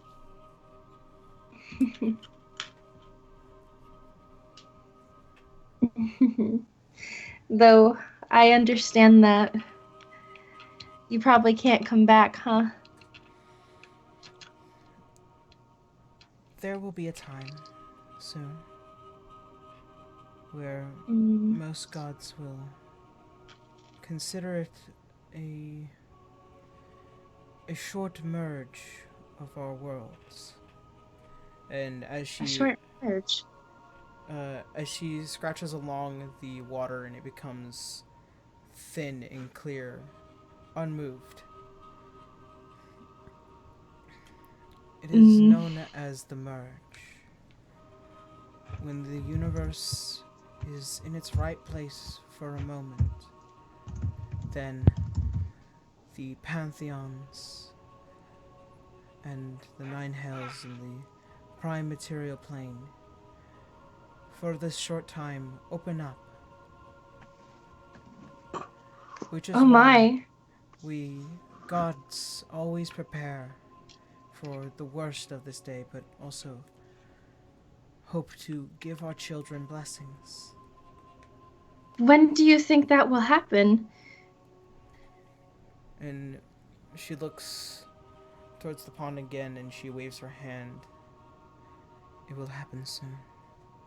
Soon. And her eyes begin to shine, almost the golden rays that come off of the moon. The merge will happen 6 months from now. 6 months, huh? That's not a lot of time. Yes. You must prepare, Amanda. You and your friends. What? What should we do? There are deities that wish to be free from their binds. Orcus, one of them. And his great follower, a evil man who resides within Yimden. He wishes to help ease the chains of the nine hells and open the gates for Orcus. I believe that is the biggest and current threat. But oh wow, I also see another threat. And as she begins to rise from the pond, she looks up towards Heimel. There, not too far from the capital, I see a great darkness. One that intends to twist the lands and use it for his gains. Who? Do you know their name? I do not know.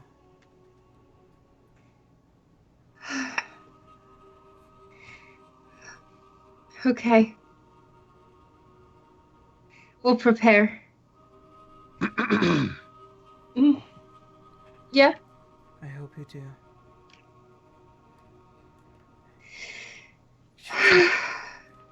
Our time is short, but I hope perhaps we can speak again soon. Yeah, yes, of course. It's good to finally meet you. And she gets down on one of her knees and she gives you a nice long hug. I am always proud of you.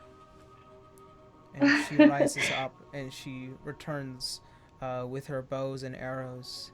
And she jumps from the buildings and she begins to fire once again the light arrows as they streak across the night skies. You return back to the area which brought you here, and you focus back home, and almost as if, like a dream, you open your eyes and you are returned back into your room. I immediately get up and go to seek out Arya as soon as possible. Alright. Ain't you talking to shit? Yeah, we're shit talking. I was talking to... Alright. So, Mondo, talking to Aaron. that shit talking? Yeah? Mondo, you run over to Arya's room as quick as possible. And you're just basically... Is someone dying? Arya, let me in. Well, I'm with Braun right now, but okay, come in. Okay. Manda shuts the door. Can we do a check to make sure no one's listening? Yeah, make a perception check. She said she's Okay. with Braun, so... Yeah, well, no, Braun's fine. Okay. Other people are not. Sorry. Is Phelan not allowed? No, sorry. Did you... Braun's blessing, by the way, for like no reason. You said perception, right? I'm just gonna say Alana is meditating, so she won't listen in on any of this. 21. Oh, okay, never mind. Hello, Manda. Hi, Braun. Braun, you are currently having Arya help you put on this brand new implemented armor. You are currently like one arm shirtless. Is currently in the air. You're shirtless. You're trying to like find out how these beads go on. They keep like crossing in between and making like these lumps, and you're like, just I can't. Like, I just want to find like the describer for Manda. When she comes in, Braun, like, it looks like Arya's holding a strand of beads and trying to pull Braun's shirt off at the same time. And Braun does like one arm in the air, like.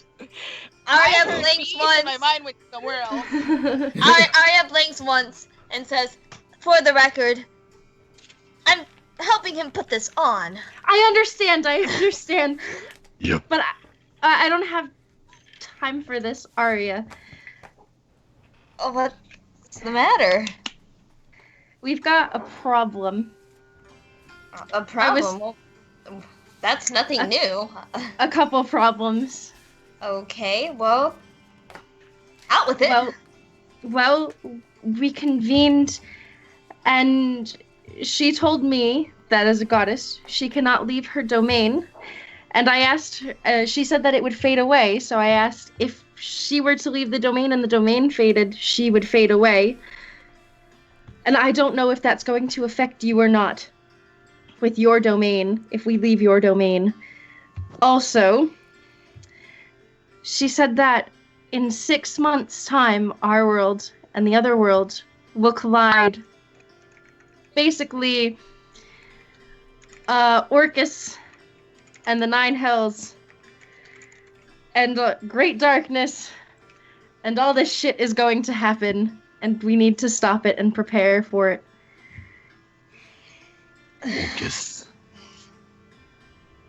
Orcus? I don't really know who Orcus is. Someone wants to release Orcus and basically unleash the Nine Hells, but there's someone coming here soon, bringing with them a great darkness, but she could not specify who it was or give me a name, because she cannot see, she can only feel what's going on. I don't know. Someone wants to release... Orcus wants to release the Nine Hells? Yes, and someone wants to release Orcus when that happens, and we only have 6 months. On the bright side, I have a mom. Anyway. The second you say I have a mom, you hear a couple of really heavy footsteps pass down the hall. God damn it! Yeah, he failed his check. Yeah. Oh, okay. Then we're fine. Braun looks annoyed at the sound outside. Alana opens her eyes, opens one eye, but she can hear the voices, but she can't make out what they're saying. So she's like, and as Braun, you can hear. Yeah, I can just hear all this warble, but I don't know what you guys are saying. It's just, let me meditate. Braun looks over at Manda and Arya, and just very solemn and serious, even for him. Just replies, I think I know who's likely trying to release Orcus. Do you remember when I told you about Duncan? Yeah. The man who killed, everyone I know in service of Orcus? Yes. I'm suspecting it's him. We've known for a while that he's plotting something, but we've been dealing with Alrog and his group, so Duncan's run unchecked for basically a decade now. Well, if Orcus is trying to release the 9 hells... He's trying to pretty much open a gateway. To get out. With the help of the merging. The merge, pretty much what it does is that it weakens the gates in between, like the heavens, the prime material plane, and the 9 hells. And basically when these cross each other, the gates weaken, and pretty much smaller and much more dangerous things can pass through. Gods relatively cannot. However, because of this weakened state, it's basically as if you're poking a hole through a membrane, is what Marcus is trying to do. Mm-hmm. I mean Duncan. Or Duncan, I'm sorry. My dog isn't trying to do anything. Yeah, I'm sorry. No, Marcus is someone from Braun's backstory, though. I mean, if Marcus is trying to do it, wow, Braun misjudged his father figure. Yeah, I'm sorry. Damn. I don't think that my father is in a position to prevent this. So, what are we going to do to stop Duncan and stop Orcus? I don't know. What we normally do. We kill him. Congratulations on the celestial mom, though. Thanks. It's been a long hour. As for dealing with him, we'll do what we normally do. We'll stop him. Of course. Thank you. Wow. Straight to the point. Braun is very blunt. And That's not much of a plan, though. We can't just say we'll stop him, and then suddenly it is. We need to prepare. Okay, how loud is all this talking? Make a perception check. Alright, because, like I said, Alana's trying to meditate. 19. Yeah, you are pretty much picking up a majority of this. I mean, there's a couple garbles, pretty much. How far away is your room from ours? I have no Ours right next to Arya's, probably. Oh, okay. Yeah. If it's like that, then I have no problem. Because the girls were on one side and the boys were on the other. Yeah. Oh, I see. Yeah. Alright, so Alana gets up, opens her door, then knocks on the other one. As you get up and go to walk by the door, you notice that Oscar is leaning on the wall between the room that they're in and whoever's room is adjacent to that. He's surprisingly not holding a holy Bible, but like a yellow pages or a blue book for the city. Yeah. And he's just flipping through the pages, leaning up against the wall. Yeah, that's nice. Alana's just gonna knock on the door, pull Oscar's I guess shoulder, and just drag him right there. Oh, so you just start dragging me into the room with you? Yep. Okay. Just all right. Basically, it is a scene where somebody just basically pushes the door open with a single hand and dragging somebody behind them. Yeah. Yep. The book flies out of Oscar's hand. He goes, "I was still reading that." Gets dragged into the room. Basically, Alana's like so tired, and then she's like, "Bela, get over here now." Oh, Ron jeez. just scowls at Oscar. Ron just scowls at Oscar. Were you eavesdropping again? I'm sorry. I was. He reaches back up for the book he was reading. I was just reading up on the city. Arya looks at Alana. Alana, what's the meaning of this? I know what you're gonna do, and before we even think of doing something, we need to have a strategy. Wait a second. Did she actually hear? Did she make out the words? She made up. She's right next door. Made up quite a majority. Heard the whole thing. She made up a majority while there is some possible garbled mess. But yeah, the whole conversation of, hey, there's a merging in 6 months. There's a danger with Orcus and Duncan, and also another great darkness that intends to come from the southeast area of Alanon. Yeah. We have to find my father. Kim, Ron rolled though to see if Oscar was eavesdropping. So like based on what Oscar was saying. Well, I mean, you guys heard a very heavy set of footsteps outside the door. In the middle of that conversation, when Monda said, "By the way, I have a mom." You heard a very heavy set of footsteps outside the door, so you knew somebody was walking around in the hallway at that point. Yeah, no, I was like, Braun just straight up asked him, though, if he was... I was asking, can Braun, roll to see if he can see through, if Oscar's telling the truth or if Oscar's lying. Make an insight check. Arya's going to make an insight check, too. I'm making an insight check. No. Arya's going to make a perception check, actually. Fayla's going to what are you join the looking group for? just as they're... Can I? My insight was a 19, by the way. If it was perception, it would be a 20... I'm doing perception, so I can get... It'd be 24 if it was what are you guys? perception. What are you guys trying to look for, though? That's the thing. That's what perception. If he's gonna lie to us or not. That's just an insight. Perception would not be. That would be insight for lying.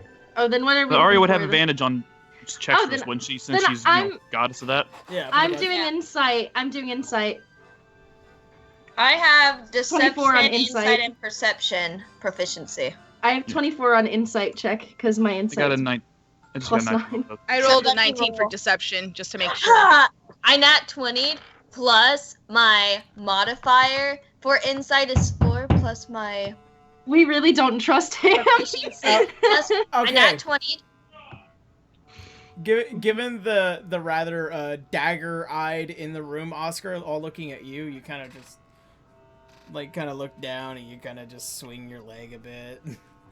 No, I'll tell you exactly what I do. I look at them all, and they're all like, "Were you listening in?" And I hold my hands up like they're all holding guns at me, and I snap my fingers, and I cast the spell Zone of Truth, and everybody feels in that moment. There's no possible way anybody can lie when having a conversation. They have to beat your spell DC though. Yep. That is a 2nd level spell. Does that change the DC at all? Actually, I don't know how Zone of Truth works. At least in this edition. What is your DC? So I tried saying, by the way, Fayla and York are gonna join back up with the group just as this whole interrogation is going on. Oh no, I was just saying. Yeah, Lana asked Alana's you guys to show up too. She's like, just get over here. Yeah, you just have to come. Basically saying group meeting in Arya's room right now.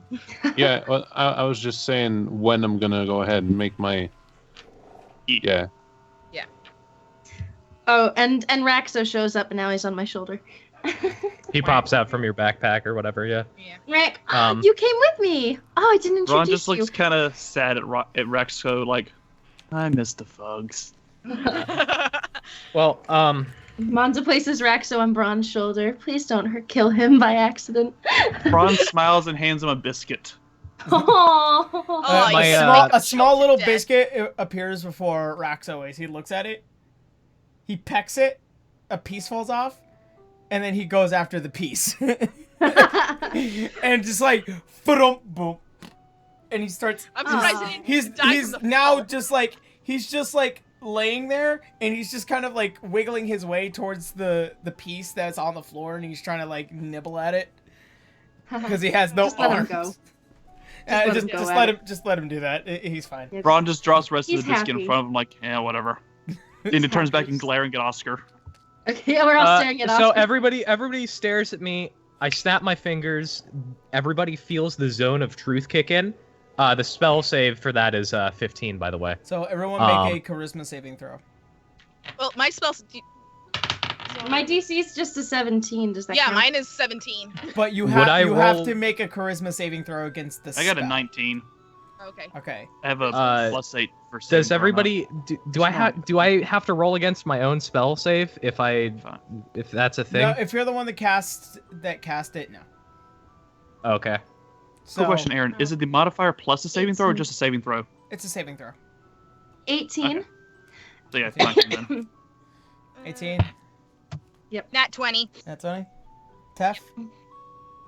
Oh, I wasn't there yet. Oh. But well, I guess I am. No, never mind. You're right, I am. What are we rolling? rolling? Even if you enter the zone, you still have to make a save. It's a 15-foot circle centering on me. So if you're within 15 feet of me, say in your room down the hall or something, you're still technically in it. Okay, let me go ahead and roll that. I'm sorry. What are we rolling for? Charisma saving throw. Charisma save. Saving throw. A charisma save against a zone of truth, meaning when within the zone you cannot lie. 16. 16. All right. And 29. I nat 20'd again. as you cast Zone of Truth against your DC of 15, literally everyone has yet to take their eyes off of you. And Right. they all do not seem affected by the immediates of your spell. Can we detect that it was cast? I mean, I snap my fingers and you feel it. Yeah, you know it was tell. cast by him. Yeah. It was Ron making it Victorali clear. replies, Did you just cast a spell on us? It was Zone of Truth. You should feel an aura of honesty right now, and I will dispel it as soon as we're done. As soon as I answer this question. I was walking down the hall, and then I pick up the little blue book, reading up about the city, and I happened to hear a rather interesting conversation. That was all. How Hey. many interesting conversations have you overheard? He snaps his finger, and the Zone of Truth turns off. No! I wanted to ask a okay, question. Okay, since he's still technically in Alana's Well, hand, that's ominous. pinches his shoulder. Answer right now before I break it off. Hey, easy, intimidating. easy. He's got intimidation. Yeah, make an Okay. intimidation check. Alright. Wait, so is that a charisma save for me for Yeah, intimidation? It would be. Yeah. Yeah, good luck. So, are we antagonizing each other again? This Only is the new productive. person as usual. 21. This is productive. Actually, John, Yeah. roll your charisma save at disadvantage due to the At circumstances. disadvantage? Yeah, due to the circumstances at hand. Yeah, we've got Okay, our so just a history's quick, got just its eyes on you, Oscar.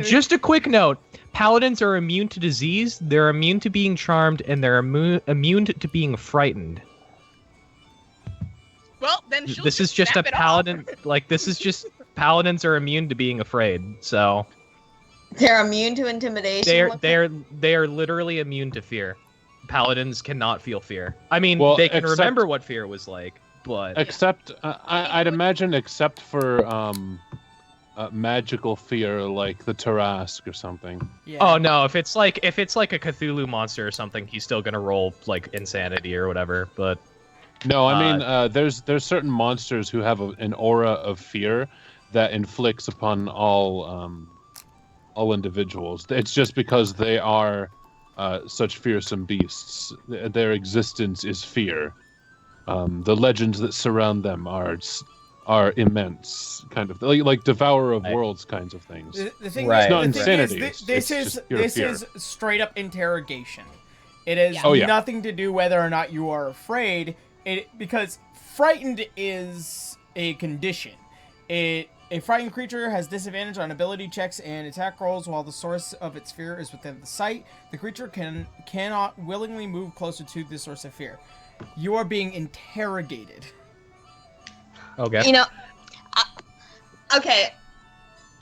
Do you want me to Even- roll even- investigation even- for this one? Even then, you failed everyone who made an insight against you. What you say isn't a lie, but it's not exactly. It wasn't the truth. whole truth. It wasn't the Honest- whole truth. Honestly, he just came here to read a book, and he's feeling so attacked right now.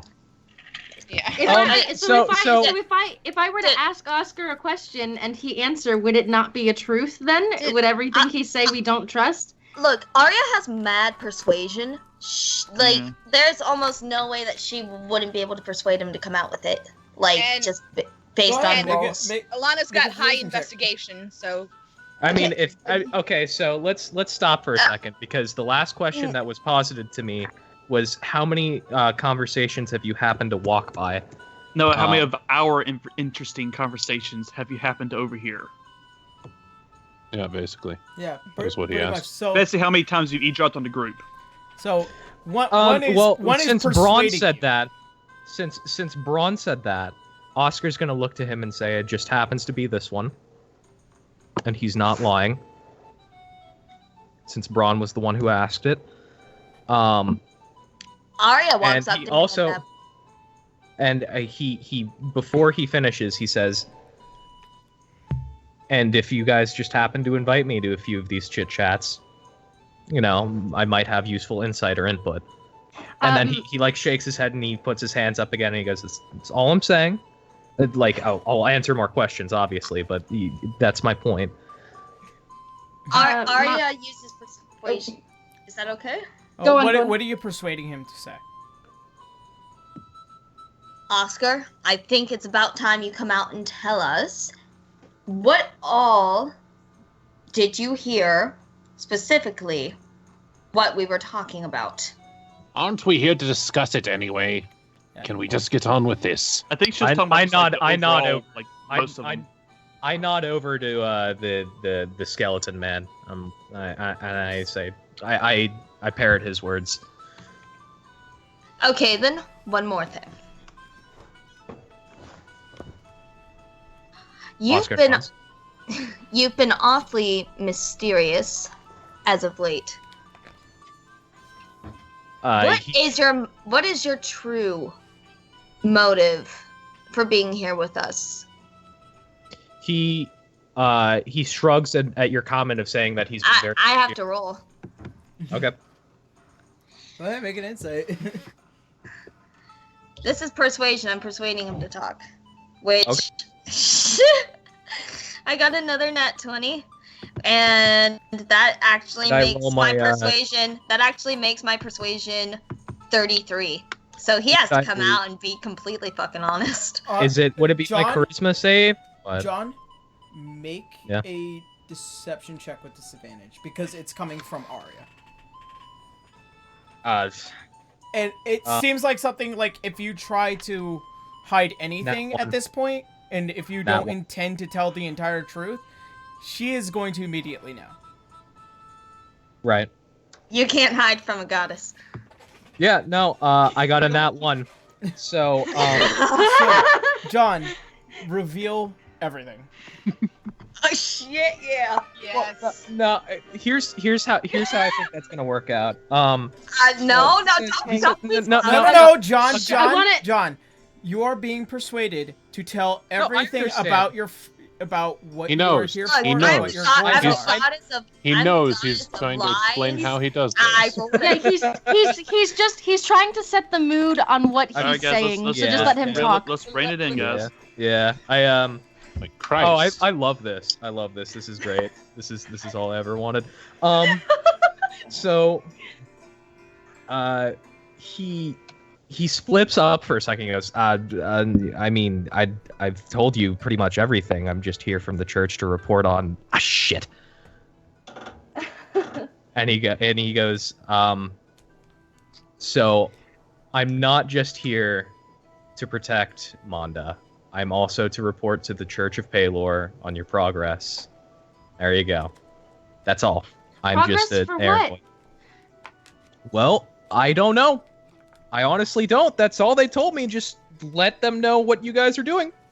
And honestly, Oscar. So he's being told to be a babysitter. You're being told to be a babysitter. What could they possibly send you to report on? Are we in trouble?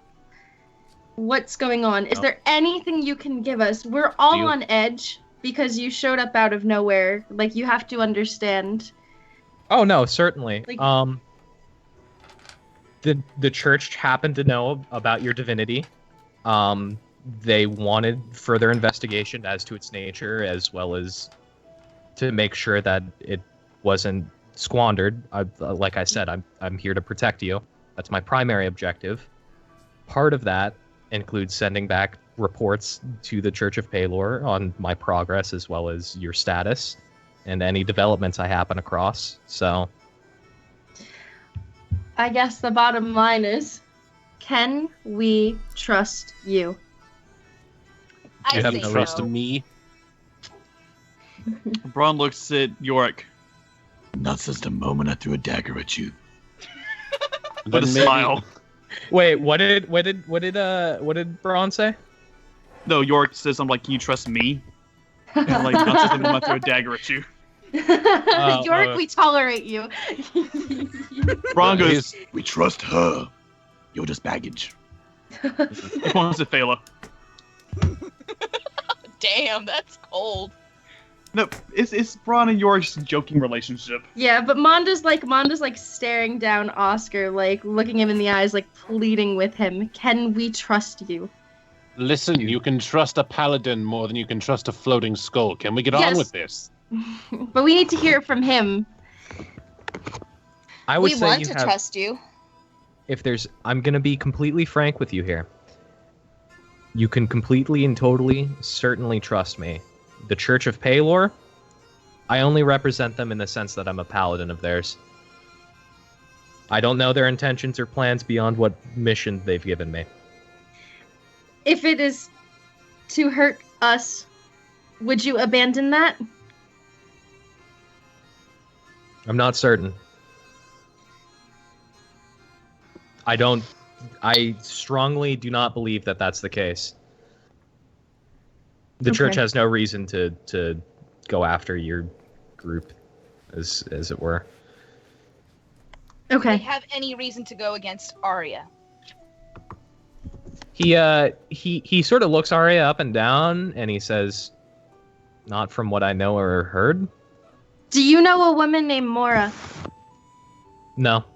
Good. Then we're right. fine. All right. Should well, I know then, a woman okay. named Mora? One second, guys. Sorry. Braun steps forward a little bit, just very slowly, like very. Basically, Braun's trying to control himself. He just looks at Oscar and just very calmly replies,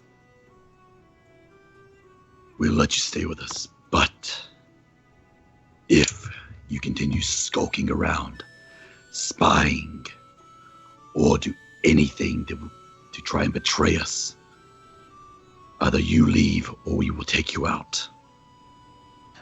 He nods and he just says, "Just make the conversations with the group a little more open, and I don't see us having any issues." Braun holds up a hand. Literally everything that we were discussing here would have been told to the rest of you within 10 minutes. We don't keep secrets. We just wanted to plan stuff first.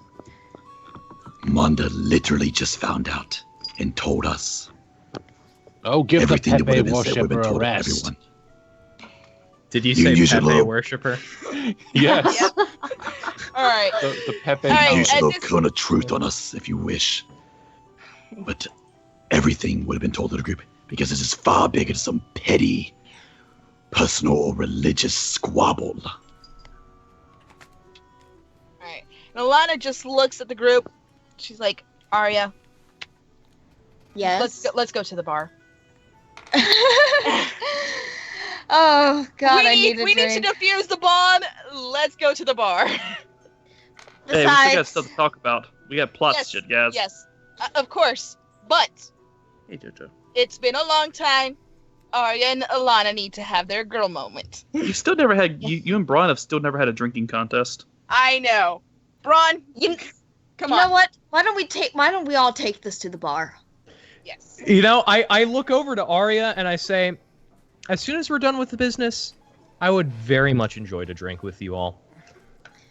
All right, Alana, then let's just wait a moment, okay? Let's finish this and then we'll all drink our pain away. So, did Braun stick his Look, hand he- out to me as if to shake it? Yes. Okay. Not to crush. Basically, Braun's I trying firmly- to make an accord with him. I firmly grasp it, and if you Firmly challenge me, grasp it! if you Firmly challenge grasp me on a strength check, then we're gonna see who can hold firmer. We're gonna, if you push forward on it, we're gonna have like the angry, like, oh no, I'm stronger than you, motherfucker, sort of handshake. That's gonna You know what? happen. So I if wasn't you decide planning to, on. I wasn't Do it. planning on that, but Do it! fuck it, Do it. sure. So Make it- are make we? it- both of you make are a we strength check. just strength check Just or strength. strength save? Check. All Just right. a check. All right. I've got 12 20. gold pieces.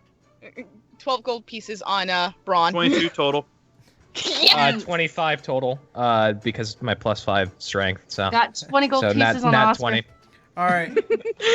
Braun, as you both come in for a firm handshake, you feel Oscar, You you both better when you're in my begin jet. to squeeze just a little bit harder against each other.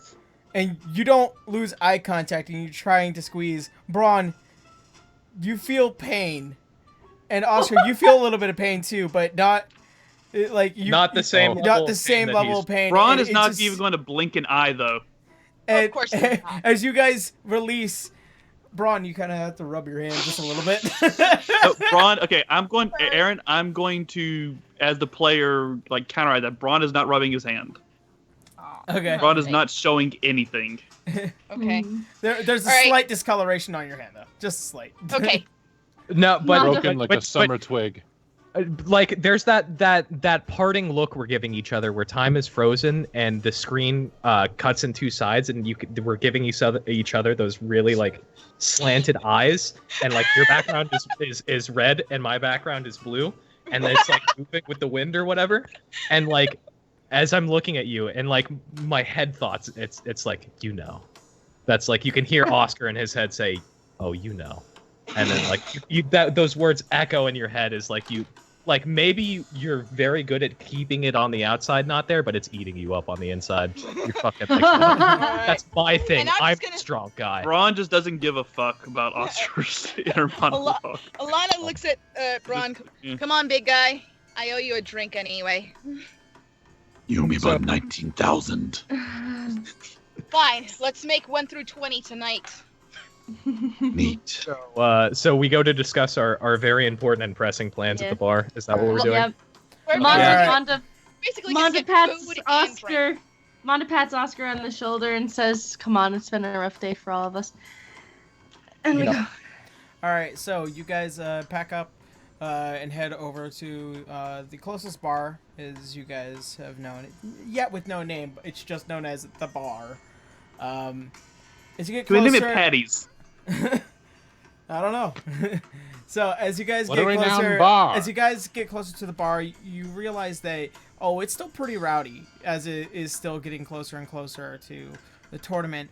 But as you get really close to the bar, you hear the sound of glass breaking and a lot of loud noises. You and fighting and what looks to be out of one of the glass, the panes of the glass window, you see an entire full-body half-orc man tossed through. Basically, he just basically goes through this window and tumbles around drunkenly, and passes out into the middle of the street.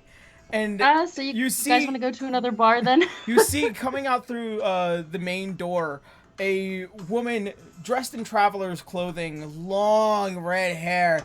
And that's right, stay down! Arya, you see this woman, and you know this to be Harmony Hope. Oh, bloody hell. God damn it! Arya's jaw...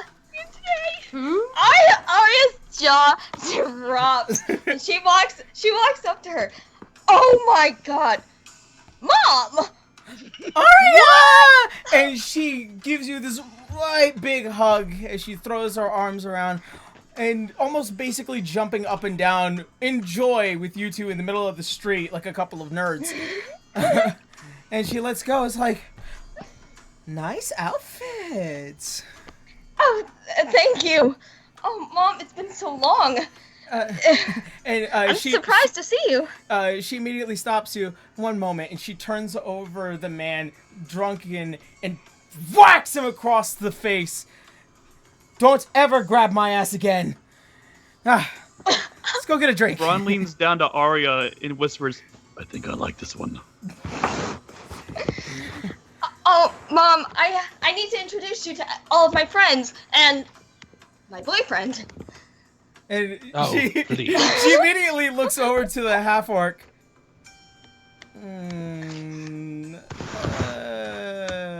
Okay. Because as she looks down to the half-orc man and then back up to a half-orc man, back down, back up. I mean, I'm not judging, but I literally just kicked this man's ass. Ron points him. I have no idea who that is. Oh, I hope to God so. Alright, elbows from Mom. Mom, not all half-orcs. I mean, I figured. Really? And, like, Ron just looks at Arya incredulously, like, and kind of said, like, really? She kind of bends over. It's like, I kind of figured, but I didn't want to assume. Perhaps we should go inside, and also I should pay for the window. And as you all kind of lead back into the bar, she hands the bartender, who's now flustered and kind of angry at this woman. She hands him a couple of gold pieces. It's like, I am so sorry. He's like, no, it happens all the time. Just take your drinks and go. It happens all the time. Maybe we should go to a different bar. Aaron, is there a poster of Joseph behind the bar still? Oh yeah, there is. The post that was broken from that bar from when he went through that fucking post to begin with, which legitimately put him unconscious, like, it's still broken. Oh my god. Like, there is no money that could fix that right now. Yeah, that's what I thought. Of course, our dwarf went through a fucking wall. And you guys also notice another individual. This is. I'm so sorry. While you're looking for that individual, I think somewhere in between all of the Rask, like the family moment, Oscar gets a little teary-eyed and goes, and he leans over to Fela, and he goes, "Oh, these family reunion moments, they always get me teary-eyed." You see Eileen Vermillion, which was the captain of the elite guard in Alernon. Also Joseph's girlfriend. Yeah. She notices the lot of you, and she kind of just turns away. I should note that Fela doesn't look offended, but looks particularly less excited than normal, which is probably notable since she kind of keeps a straight face. All right. Ron looks from Eileen to Arya. I think we might need to deal with that before the night's over. Perhaps. There's not too many other individuals that are in this bar currently. You can see some tables have basically been patchworked together. But yeah. As she finally sits down, there's a bunch of cakes in front of everybody. Well, so, hi everybody. I'm Harmony Hope. I'm Arya's mother. Hello, ma'am. I'm Braun. Braun just he's sitting as straight he's ever sat in his life. Manda says, "Hi, nice to meet you. I'm Manda." Question is, Braun, did we ever fix Braun's shirt, or is he still like half undressed? I'd assume that you'd changed. You didn't specifically mention it. You could still be. Yeah. I don't know. I just kind of wonder about that. Ava, Let's just say that you're really dressed. quiet. Yeah, I'm assuming I'm dressed. Eva, you're like a mouse in the chat. I think while everybody's doing the "Hi, nice to meet you" game, Oscar decides to get really flowery when he introduces himself. He goes, "Oscar of Oric, Holy Paladin of the Church of Palor and his holy light and shining champion to all that is good." Like, he goes way too long into his fucking title. Why Okay, he's Manda, doing just- She looks Manda- you dead in the eye, and she's like, "Uh-huh." Braun leans down to Arya and whispers, Oh, I definitely like her. Manda just giggles. Braun also pauses and whispers back to Arya, But if those two hook up, do not call him daddy. Oh no. What? Arya whispers back, "No, honey, that's for you." Ooh. Can you guys hear me now? Yeah. Braun is Yeah. going to go from "Hi, nice to meet you, ma'am" to "Your daughter calls me daddy" too. that literally just happened, I think. That literally just happened. That literally just happened. Braun chuckles a little. She looks at you with a straight face. It's like, did you not see what just happened, or? Wait, what? Never mind. Ron, who was talking to Arya, looks over to him like, just kind of like deer in the headlights, like, wait, what happened? What? Nothing. So, Arya, it's been some time. I see you've become fairly successful and have not answered my letters. I'm so sorry, Mom. I've been really busy, but I did. I opened some of them, and I tried out that ring. Mm-hmm. I met Dad. He's all right. I think I prefer you. She gives you this questioned look. You met Elric.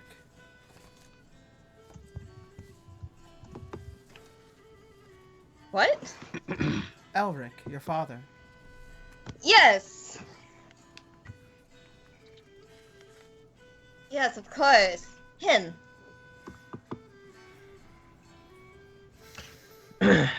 What? Oscar kinda- raises an eyebrow. Oscar says no of Arya's parent as yet, though. Yeah. as far as we know. He knows nothing. He knows nothing. All The fact he that just she said thinks. Mom. Yeah, Like- like Arya didn't say a name. She's just like, No, no, I no. met Dad. No, I mean like, it's just like the way you're awkwardly like flip-footing around it. He doesn't think there's any malintent in it. He just finds it like awkward or amusing. strange that like or amusing that you guys are like, yeah, I met Dad, like You mean in that Mom? weird awkward way, like Kind of like like broken. maybe He's he like, thinks you're broken adopted families. or like he's a deadbeat, like you know he almost feels sorry in that moment, like he should pray for you. Yeah, Monta puts some gold pieces in Oscar's hand and says, "Here, go get us some more drinks, okay?" And just like taps him on the shoulder. Okay. Make mine a triple. Monta adds a couple more coins to his hand. Triple for me too. You know what? At this moment, I'll join you just to make sure that you don't spike my drink. Oh, Because she doesn't trust him at all. So, Wait. So Alana comes with Oscar, and does she Yes. say that out loud? Like I'm making sure you're not spiking. the No, drink. I'm saying I'll get the one for me and Braun, basically. Braun gives her a thumbs up. Actually, make mine Hot. quadruple. Monta puts one more coin in his hand and sends him off. Gotcha. As she kind of looks a little bit flustered. Well, I would assume so. He's always been a bit of a wayward man. Anyways. You could say that, but that's not important anymore. One way to put it. I've just been adventuring. I've met many new people along the way. Yes, I can see so. Phalo waves absent-mindedly. And as you wave, she gives you a very polite nod. So, I am here for the tournament. And I am looking forward to a great time. We are hoping to enter the tournament ourselves. And once again, she kind of feels like a little melancholy just manages to peek out. It doesn't seem like every time like it feels like it's a wave. I am getting far too old. I mean, well, good luck. It's really all I can really say. Just be careful, please. You be proud of how strong of a fighter she's become. I mean, I don't doubt Everyone it. else, I don't doubt everyone it. else I needs mean, to be careful around her. I don't doubt it. I trained her with the rapier myself. It's just, It's just the tournament of court is not exactly the most nicest place. I have faith that you will be capable, but remember, the most capable fighters can also lead to the most dangerous outcomes. But Mother, don't you know? I got my tenacity from you. And she kind of breaks into a smile. I can definitely tell. Bartender, another drink. And he kind of peeks over. And he starts counting. And he goes back and he gets her another one. And he places it on the... Actually, since Alana and Oscar are over there, Alana is going to order a barrel in her name. That's like... And for bronze. That's for 2 barrels, and that's for our group. And as he Barrels. stops, and like, fine, 50 gold. And I put down the extra incentive there. Alright. And you managed to pull 2 big old kegs of ale, and you're rolling them over towards your guys' table. Yeah. I still want my quad. Yeah. If Oscar gets the chance to butt in, he orders a snake bite for himself and a quad vodka and cider for Monda. Thanks. Mwah. And so you do. It's a couple of gold, but yeah.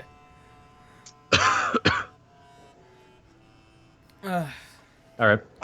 As Harmony dunks in her cup and she pulls out and she gives a nice good drink, places it on the table and just wipes across the extra ale on her lips.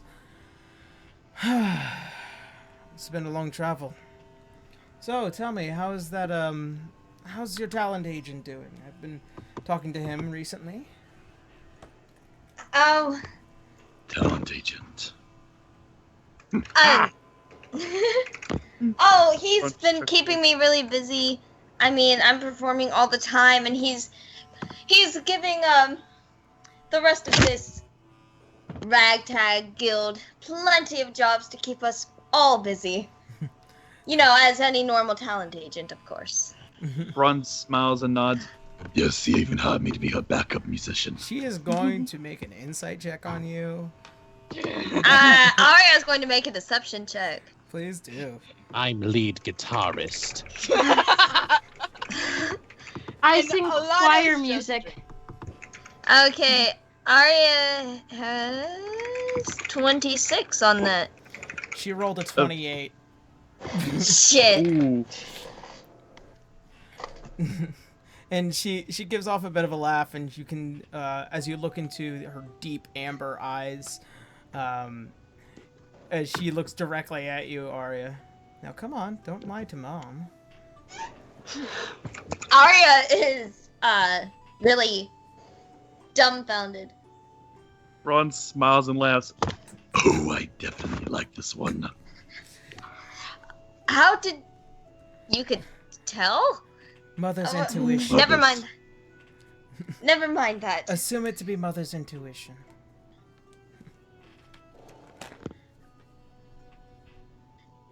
He's been sending us on quests. Quite important ones. He himself is quite an influential and powerful man. But he's a good man. And I'm glad to work for him. And you can kind of see in her eyes, like, she's definitely concerned. Like, keep in mind, her role was relatively high. That's just the way she is. But you can see, like, just being able to look past, like, what would be almost like the gaze you tend to put up. She knows you a lot better than most. And she's kind of a little melancholy. Not, as she says, it's probably her old age. It's probably something else. As if this is not what she intended. Just by the expression on her face, like she wanted you to be a musician, not a fighter, not someone who throws themselves at danger. Don't get me wrong, Mother. Even though I do go on these quests, I'm fighting for a greater good. And music is still an important part of that. I know, it's just... I saw what it did to your father.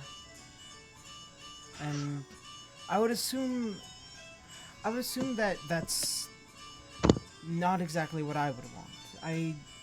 I'm not going to force you to do anything. I am going to express my concerns, of course. I mean, what loving mother wouldn't, really? However, I just want you to carefully realize that there are those who legitimately care for you. And I don't want you to be so careless to that thought. Arya looked at her very seriously. I'm not like my father. I'm forging my own path, and I can handle myself just fine. Then I'll have faith in that.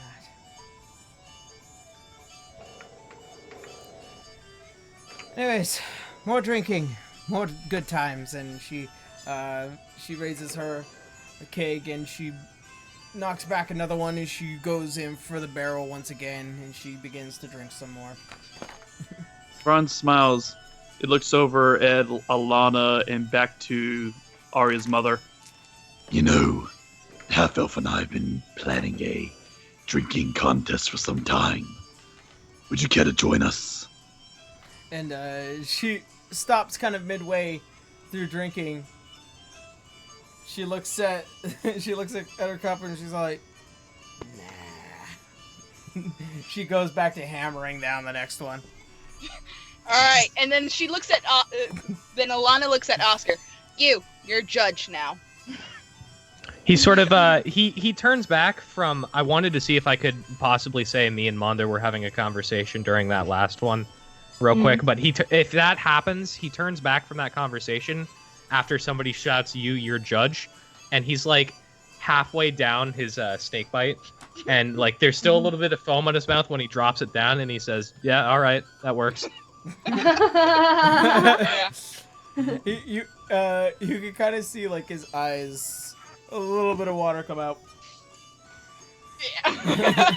Yeah, all right, yeah, sure, friend. During all of this, Arya leans closer to Braun and whispers, I'm terribly sorry. I didn't expect you to meet my mother so soon, and not quite like this. Braun leans down and whispers back to her. Don't apologize. Honestly, your mother seems wonderful. I kind of wish I had known mine. Kayla is staring from the distance. Mana drinks her quad plus drink and starts to get a bit tipsy. You can feel Fela's gaze digging into you at the statement about meeting your parents. Does Braun acknowledge that? Braun does. He's just unsure how to react. Arya whispers again. I think somebody wants your attention. And points right at Mila. Braun asks Lana to hold off on the drinking contest for a moment. Come on, man! We've been talking about this for a long time! Braun just goes, give me a few minutes. Fine. And Braun motions for, Braun walks over to Fela and, hands her a notepad. She looks at the notepad and then back up at him. Braun just asks, what's up? She hands the notepad back, and Yorick responds instead, I thought the first thing that we made clear was that her parents were dead. So am as a I. child.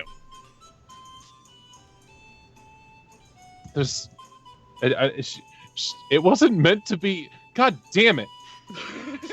She wasn't meant to be glaring as if to start a fight. It's just like, motherfucker.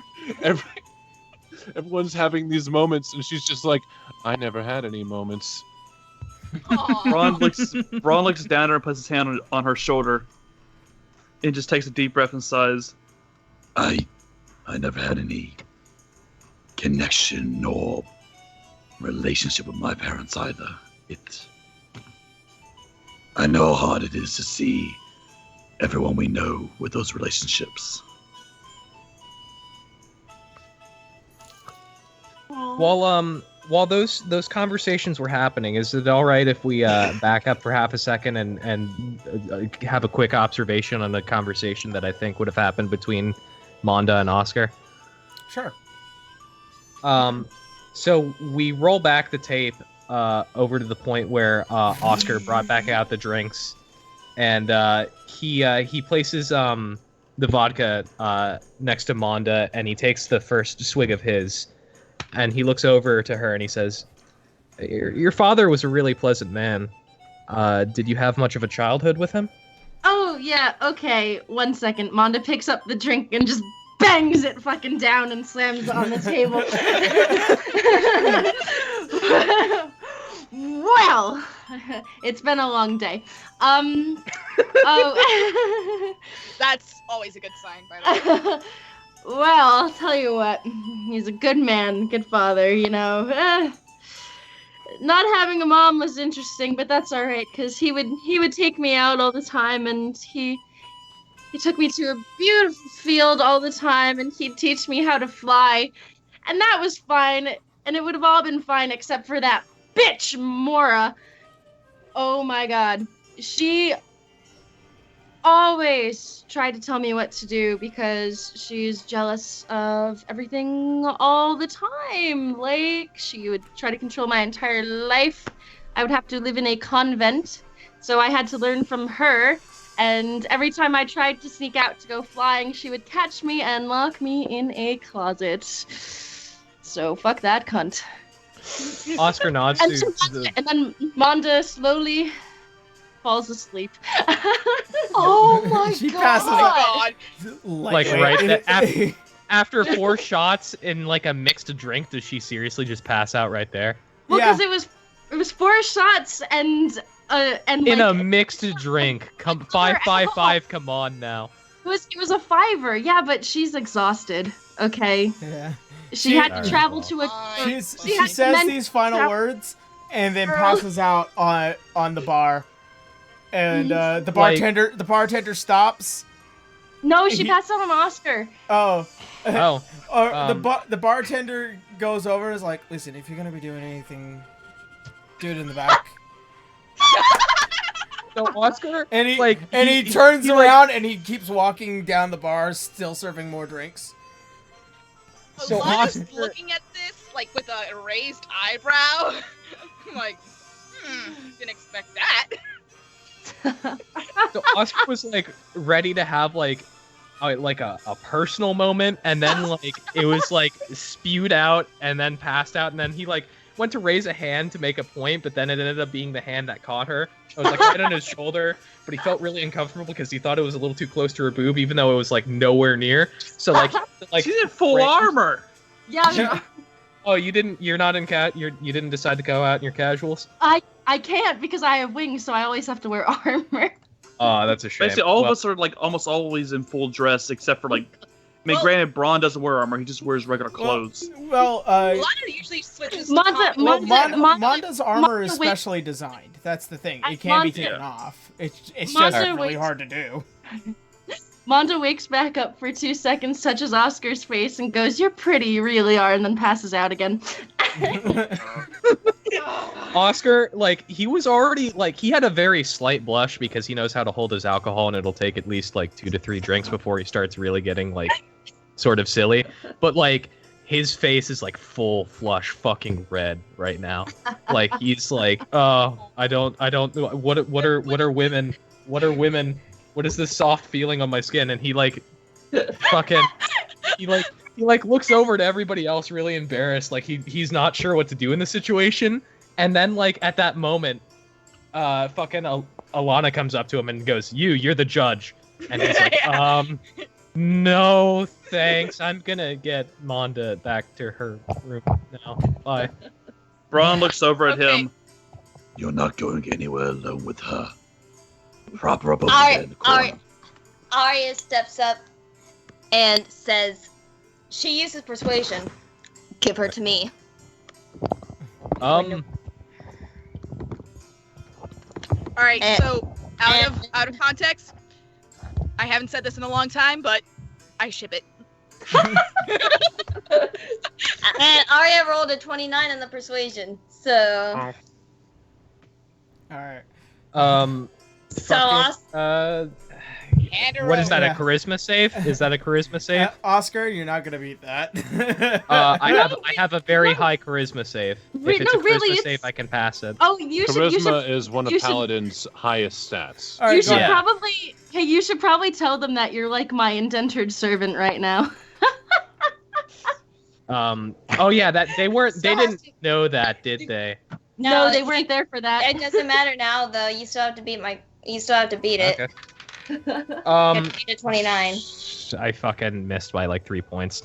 Oscar. I have really inflated persuasion. Oscar picks Monda up bridal style and he says, "All right, where are we going?" What? You want to take her? Where are we taking her? Hand her. Repeat that. What did he do? Pick her up bridal style for you. Picks her up bridal style. She's draped across both of his arms. And he says, "All right, she's all tuckered out." Arya grits her teeth. I said, hand her to me. I'll make sure she's safe. He looks Arya up and down. What's your strength score? How strong are you? Let me roll for that. That sounds like a fight me. What's your original strength? Oscar wants to know what your raw strength score is. Oh, this is gonna be hilarious. Yeah. Is that my ability? What is your strength? That's gonna be the number that is 8 through 20. Strength. 8 through 20 should be the number. It's not my modifiers. Is it just my ability? It's not your it's just the number. It's just the strength. 12? I am going to roll equal to or lower than 12 on a d20, and if you pass, Oscar thinks you're strong enough to hold her. If you don't, he's going to refuse to hand her over. I rolled a 10. Okay, so give her to me. He trusts you to hold her. And then as soon as she grabs her, she drops Monda. Arya, I need you to make a strength check, mainly because this is somebody in full armor. Also the weight of the wings and just the human body itself. I need to. Okay, you're a small girl. Yeah. Okay, I'm gonna make a roll. Braun looks over. Plus my modifier. I got 8. Oh. Braun looks over at this and sees the exchange. Do you need a hand, Arya? No, hold on. Arya, as you try to hold her up, you just barely couldn't do it. As her legs come free, and you're all like, "Oh no!" And you wrap your arm around her abdomen, and also one arm around her back, in what seems to now be the coupling of her left breast. I don't feel that it's armor. Yeah, you get a nice big old feel of fucking metal plates, yeah. Arya blushes a bit. Braun, can you help me? Please, I just don't want him to carry her. I don't trust him. All the while, Harmony is sitting at the table just laughing. Braun nods Monda groggles, you guys, you're too hard. She tries to stand up and then just faints again. Like, you're too rough on the guy. Braun nods apologetically at Fela and goes and just slings Monda over his shoulder. Wait, who hit me? Why? Okay. No. He nods apologetically at Fela. Braun, what is your raw strength score? Braun? Oh, he's a +5. So he's 20? Yeah, he's straight 20. Yeah. Like, I won't deny that Braun would be able to carry Oscar looks at him and nods, but he gives like a dirty look. Not like a really like shitty like I hate you dirty look, but like a okay, I know like we had a problem earlier today, but come on. Like, am I really gonna do something weird with her passed out? Do you really think I'm that kind of person? Ron is Do you think known that for Paladin is that kind of Do you person? think he has the Arya patience to take off all the armor? Does Braun? Yep. Keep this in mind. You just joined us. She is haven't even known you a incredibly week vulnerable. Why I are you don't giving the think you- eunuch so much problems around women? The eunuch! Eunuch. Oscar looks at you and says, excuse me, it was only a circumcision, and he fucking he like stomps his foot and turns right back over to Braun. Oh, I didn't mean He literally. He stops for a second, and he goes, "Oh, I just said that," and he has to like fucking like collect himself for a second because like he realizes that's not normal for people outside of the faith, right? Yeah. A lot Braun of just looks shit very gets Braun. deadpan at interaction. him Braun, and picks up Manda. you throw Mondo over your shoulder, and you guys Gently. gently, yeah. You So prepared three to take, you prepared to take, you all prepared to head back. I Unfortunately, didn't think this would you be got- such a struggle. Hold on, we still need to do our drinking game after this. Yeah. So Hold on. you do head back. You manage to drop off Manda. It doesn't take you long to go from the bar to the Shadow Agency. It's like a couple of minutes. When they All right. leave, While they're doing listen, this, wait, hold listen. on. Listen, just listen real quick. When everybody leaves and everybody's gone, Manda stands up and just goes into Oscar's room and waits. Oh no. Oh god. Oh no. Okay. I'm Oh. amazed. I'm amazed that because of how far that went, I will not have you make a deception check, and nobody gets to make What an the insight check. Dina? This is fucking. Congrats, This is Dina. gold. Okay. Braun. Alright, alright. Braun. Goddess of trickery. Okay. So while these three are being taken to, Manda's room, Alana's just drinking her mug, and she's just laughing. Eunuch. Just laughing. as you're sitting across the table from Harmony, when you say eunuch, she laughs with you. And if Oscar says anything, Alana's gonna say something back. So- By the way, I think Oscar's before we- like too busy. He didn't hear it. I don't think he heard it. He was too busy. So wait, like, before we drop the Manda off, Manda had whispered to Braun if they could get ice cream cones. Braun just whispers back, No. And the world will look up and shout, ice cream cones. And I'll whisper, no. All right, so I just got a random PM from Mina asking you if Yeah, Manda and Braun could get ice cream. I was just joking to you. That's why I PM'd it to you. Because you know how like you picked me up and threw me over your shoulder, so no one else could hear me say that. I was fucking. all right. So Anyways, back to the drinking game. back over And at the Harmony. bar. The Back rest of over us at show the back bar up. where everybody else is at. You guys begin your drinking game. Yeah, Alana I'm assuming and Braun and Braun. Arya made it back at this point. Yeah, Alana and Braun, go ahead and make Constitution saving throws. Should we do saving throws on each drink or Yeah, which? on each drink. On each Okay. drink. Constitution saving throw. Damn, I have 0 Constitution on that one, but she does love to drink, so. My first one, Aaron, is a 17. My first one is a 16. All right, so you guys down your very first kegs. You slam down and refill from the barrels. Go ahead and make another Constitution saving throw. I feel bad for Alana because this is what Braun's proficient in. This drink. 18. 18? Oh, you poor summer child. I got 26. Yeah, you two down another one, and you dunk back into the you dunk your takards back into the barrel, and you guys are now on your third one. You basically are racing each other at this point. So go ahead and make another Constitution saving throw. Hun, remember, I've gone against 22. Joseph. So 22? But you don't have a... Yeah, 22. 19. 19? Well, it's still kind of up to the roll. Yeah. You I guys, say it's gonna be really, unless I roll like a 1, it's gonna be really hard because Braun has a +8 on saving throws. all right, you guys down another one. and you dunk back into the barrels. You guys notice that the barrel is now about a third of the way gone.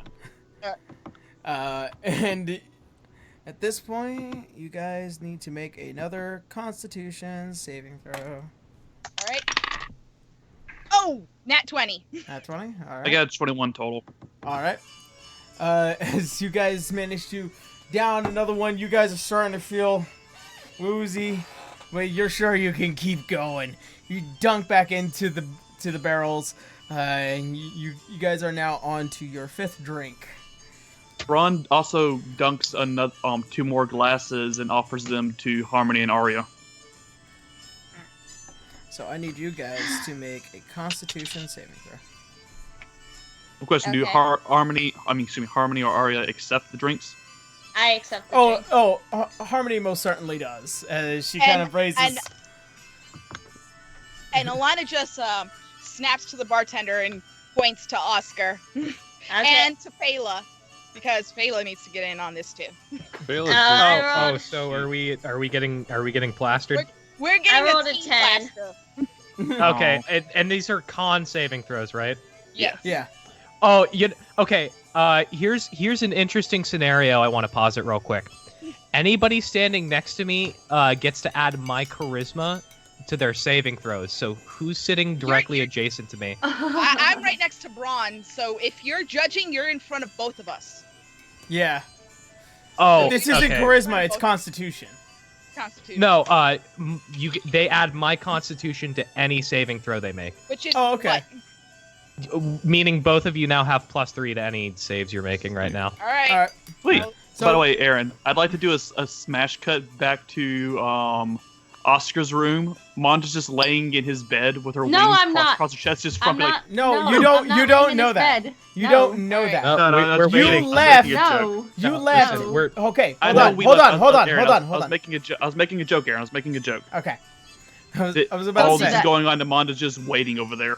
It's just like, confusing. What the fuck? Monda's just sitting patiently at the desk. That's all. No, I was just making a joke. Monda's just, doodling. She's doodling in his Bible. It's saying Monda's bored. Oh my god. Okay. Okay, not she's not doodling dicks. No, not okay. I'm not actually doodling in his Bible. That was joke. Yeah, I'm just All drawing on a blank piece of paper. Alana, Braun, Constitution saving throw. 23. 23. 22. Alana, you are sort of heaving, and you kind of feel it hit really hard this next one. Braun, you also kind of feel it. You guys feel pretty fucking close, but you feel like you can go on. Make another Constitution saving throw as you guys get another set of drinks. Wait, hold on, Aaron. Before I keep going any further, does Alana's experience into drinking account for anything? Yeah, it does. Okay. All right. Oh, we're supposed to add Oscar's +3 to it as well. Yeah. So my next roll is a 30. Ready? Mine is a 24. All right. So I'm only getting high rolls in drinking. Alana, you come extremely close to wanting to puke at this point. Braun, you're still holding relatively fucking strong. Do another Constitution saving throw. No, before they do, I wanna cast guidance on fucking Alana, because I see she's having some trouble, and I kind of want to get Braun back for all of the shit talking he's been giving me. Okay, Oscar, as you begin to reach not shit talking, it's concern. As you begin to reach out to cast guidance, you hear the bartender now. No! It's a competition. Can I roll stealth to see if I can get away with it? Like, can I see if I can't be sneaky about it? Make a stealth check. Right. Braun just slowly gives the bartender a thumbs up. How much You're a good how much one, does mate. experience help in this one, Aaron? It's lowering the DC by 2. Okay. 13. Awesome. 13? I mean, should Braun get experience since he's been drinking since he was 10? He's been watching you guys increasingly well as this has gone on. You're not passing this man's gaze. Yeah. So I go to cast the spell, and he's like, "Oh no!" It's a competition. It's a competition, mate. No spells. Yeah. Braun looks back over at Oscar and just shakes his head just sadly like, I expected better from you. Hey. So, Constitution saving throw, you guys. Hold on. He shakes his head and he goes, I was going to cast it on myself, obviously. Ron just looks at him like, Can I? Hold on. Yeah, let Keth do his thing. I kind of want to be an asshole. Oh shit. Can I attempt to cast blindness on him? The bartender? Oh my god! Like from under the table? No! Why are you pissed? Make why is Phala trying to sabotage Braun? Make a stealth check. Okay, but that's a D20. Why is Phala trying to sabotage Braun? She's neutral good. Braun's like, whatever. Braun's her friend, though. Yeah, and so's Alana. You've been drunk every game. You're all listen. So? She gives you enough favor, okay? I think I don't care, Aaron. I rolled a nat 20 on my most recent throws, so I'm good either way. Stealth. Yeah, with I the just rolled a 22. 19 plus 1. I think Oscar and Phala like give each other a quick nod as they see each other both doing like spell shit. They just give that quick like, oh yeah, we're doing this kind of thing. So in rapid possession, first of all, Alana, you vom terribly. Braun, I got a nat 20 plus an 8. Braun, plus 21. you stand in victory. Yes. The bartender goes blind for a second. He goes crazy. He cracks one of the barrels with his elbow as he's flailing his arms around. The barrel breaks and it spews ale all across the fucking goddamn bar. It is everywhere. It is now a mess. People are going crazy. To Alana's loss, but to Braun's victory. Braun! Fail! Braun just looks over at the bartender. What the hell happened? And he's just screaming, I can't see, man, I can't see! And Braun panics and runs to the bartender and grabs the towel like, it's okay, we're gonna get through this! Oscar goes running over to the bartender and he says, wait, I can cure blindness! Braun looks over at Arya and Oscar, get a medic! I am a medic! And pulls our drinks! We need him! Okay, and Alana just goes, does this mean I win? No! You passed out drunk! You're up, I win! And with that... Man down! And with that, we'll end the night of insanity. Oh no, it has not. We have has not. No. After a bit of time, you guys managed to fucking fix everything. You pay the bartender back for the mess Phala, as what would have been. Wait. How do you know I do? As for what would have been several investigation checks, and also several guards coming in to figure out what the fuck happened, and you kind of just fess up and kick around a rock, and you give him a couple of pieces of gold to fix up this place. Harmony will follow you guys back to the agency. Braun looks over at the rest of the group on the way back, by the way, Aaron, and says, we still really need to discuss that plan we were talking about. Alana's just hanging on Oscar's shoulder, and she's drunk at this point, and she's like, eunuch. Still joking about that. Yeah, you can Oscar as a way of saying it stands erect. No, but like he's very he like scratches the back of his fucking hair and he like sort of like dips his head for a second. He's like, I don't know how to respond to that, and he just fucking helps her because like he does not into how to women, right? Yeah, and All right. Spaghetti. Alana knows how to mess with guys, and she knows how to press their buttons. So she hasn't done that in a long time. Anyway, as you guys head back to the agency, and you manage to find the door some fucking how through your drunkenness. You guys separate off to Can your I rooms. run sobered up? No, you're still fucking drunk. You're drunk Oh. until the next morning. I'm just going off of my tolerance. In real life. And Oscar, upon your return to your room, I would like to describe. Wait. He finds Manda. Manda is staring out his large window that she opened. Okay, let me describe how Oscar enters the room. So, the only light that's in the room really is the open window, but he wasn't looking towards it when he opens the door, so the light's off. He sort of stumbles in, quickly unbuttons, because the casual jacket he wears, it's buckled, so he unbuckles it real quick. He lets it off. He pulls off that little fucking bandana ascot thing he has. He reaches into the jacket where he was concealing his sunblade real quick, and he flips it on to hit his lantern in the corner of the room because he's replaced his flint and steel with it like a jackass, and now he's using it to light fires. Totally inappropriate use of this super holy object, but he does it anyway. And when he hits it, it goes and the fucking light lights up the entire room for a fraction of a second. And then he hits the off button. He puts it down, shirtless. He turns and he just sees fucking Manda in the room, and he goes, "Oh, I'm sorry." And he's like, Manda laughs and says, "Why?" She turns and laughs and says, "Why are you sorry? I'm the one in your room." And then she looks him up and down and smiles with a Cheshire Cat grin and goes, "Circumcised, huh?"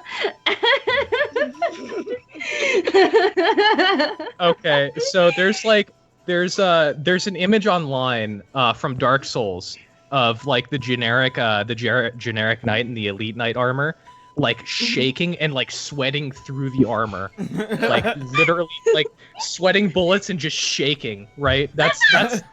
You could hear the clatter of the full plate. Even though Oscar isn't armored, you can hear the clattering. You can hear it in his soul, right? Right? Yeah. She goes, no, it's okay. I'm just joking with you.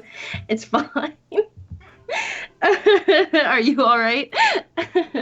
He nods for a second, and he takes it a. Yeah, I'm fine. Guys, look in the chat. There you go. Yeah. Basically. And Oscar's internal dialogue, he's just thinking to himself, "Oh, I'm too chivalrous for this shit."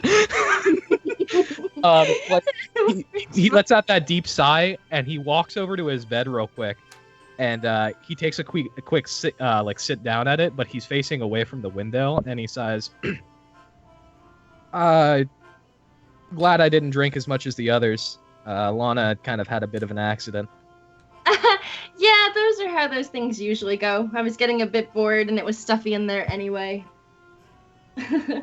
And he pauses for a second. He cocks his head a little bit, and he goes half. He turns his head halfway, so you can only see his profile as he's looking over, but his eyes aren't looking at you. He's just sort of staring down at the floor, and he says, "And you weren't bored here alone in my room?" No, your room has a better view of the sky than mine does anyway. Mine's blocked by the courtyard. Over here I can see the moon. He pauses for a second. He says, "The moon really does mean a lot to you then." With he struggles to pronounce your god's name. Sehanin. Yeah. So you correct him, and he goes, "Yeah." As you're staring at the moon, Manda, you see a couple of streaks through the sky, and you feel like you know what that means. She smiles to herself and turns and goes, "So, you never told me what it was like for you to grow up." He goes, "Oh, yeah." And he turns away for a second, and he clears his throat. He's like, I didn't have really much of a real childhood, I guess. My mother died in childbirth, and my father, about the age of 4 or 5, in war. It wasn't that bad, honestly. When the church took me in, it helped give my life a lot of focus and purpose, and Father Matthew was really there for me and was a good fatherly figure. Oh, I see. I'm sorry. But you must have... No, it's fine. I hope you have good memories with Father Matthew. You know, did you do anything fun growing up? He stands up for a second and he starts like stretching his arms out, and like you can see that 20 strength he has is really like he's not buff like Braun, but he's definitely toned, and that's showing like the individual back muscles. Manda doesn't even notice. Yeah, too busy looking out at the moon. Okay. Yeah. Oh God, I just want to fuck the moon. You want to fuck your mother? I'm kidding. Oh my God. Hot. Manda turns around and sees a glimpse of the moonlight reflect off his massive pecs. Oh yeah, so yeah. I love D&D. Okay. Yeah. But he goes, I mean, between studying scripture and learning the sword, I guess there were moments here and there. Yeah. Learning the sword, is that a euphemism? Oh God. I'm more disappointed in Mina than I am Manda right now. Let me have my fun. This is fucking hilarious. Shut up. I can't help it. I'm supposed to be nicer, but I'm just being myself, honestly. Manda says, I'm just kidding, and turns back to the moon. He tries his best to let off like a nervous chuckle that's meant to diffuse the situation, but only shows more his uncomfortableness. And he starts to step towards the window, and he like leans in on it and looks out at the sky. Looks up at the moon. Manda speaks, and she says, "Do you know anything about a person named Orcus? Or anything about a scripture saying that the 9 hells will be opened?" He turns to give a quick, like, raised eyebrow, concerned look. Not concerned look, but curious look back. Like, he knows how to hide his concern fairly well. But nonetheless, it might show. He makes a knowledge religion check. Go ahead. Why do I have knowledge religion at -1? What? I'm a paladin. Why? Fucking... Okay, hold on. 6? Can I make knowledge religion a charisma skill? Like, it's not gonna help me at all. But like, okay, here's what you know. Orcus is the god of the undead. As far as the Church of Palor knows, anyone designed by that faith is truly your enemy. As far as you have been taught, those who worship Orcus are those who give faith to the undead and to gain power through the dead, and often necromancers and various other evil intentions tend to fall behind this prince of the undead.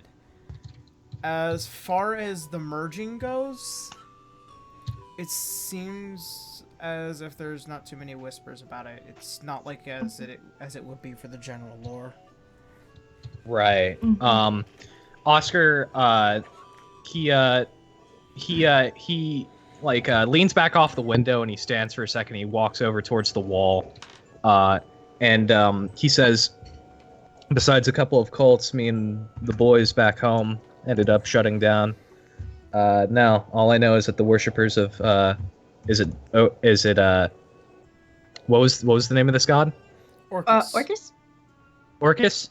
All I know is the worshippers of Orcus, typically the enemies of Pelor, worshippers of undead, generally not nice people.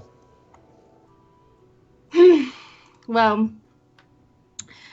to abridge it, since you are frustrated about what you didn't know before, darkness will soon fall.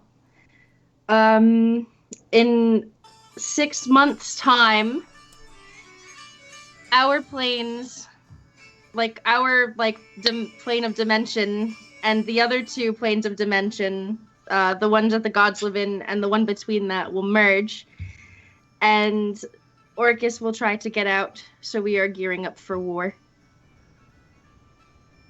He sort of falters for a second, and he looks back at her, and he says, "And with what conviction do you hold this knowledge?"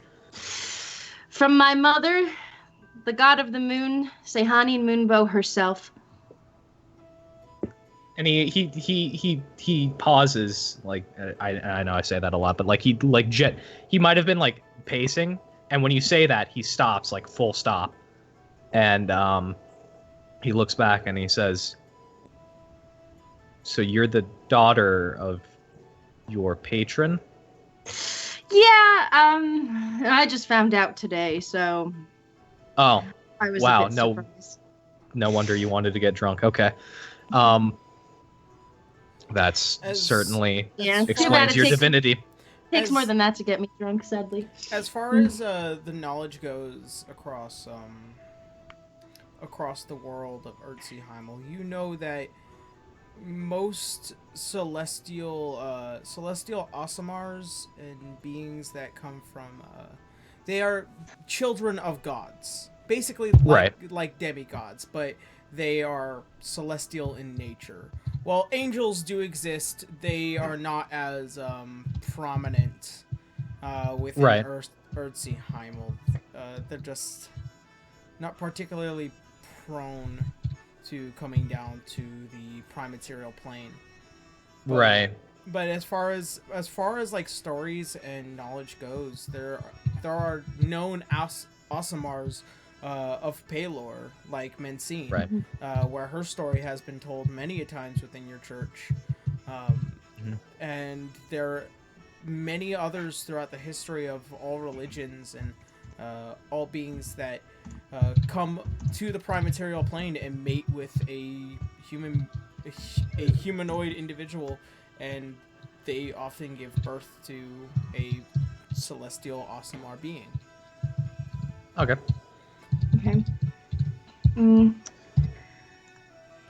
Long story short, Oscar, is I'm not going to ask you to stay and fight.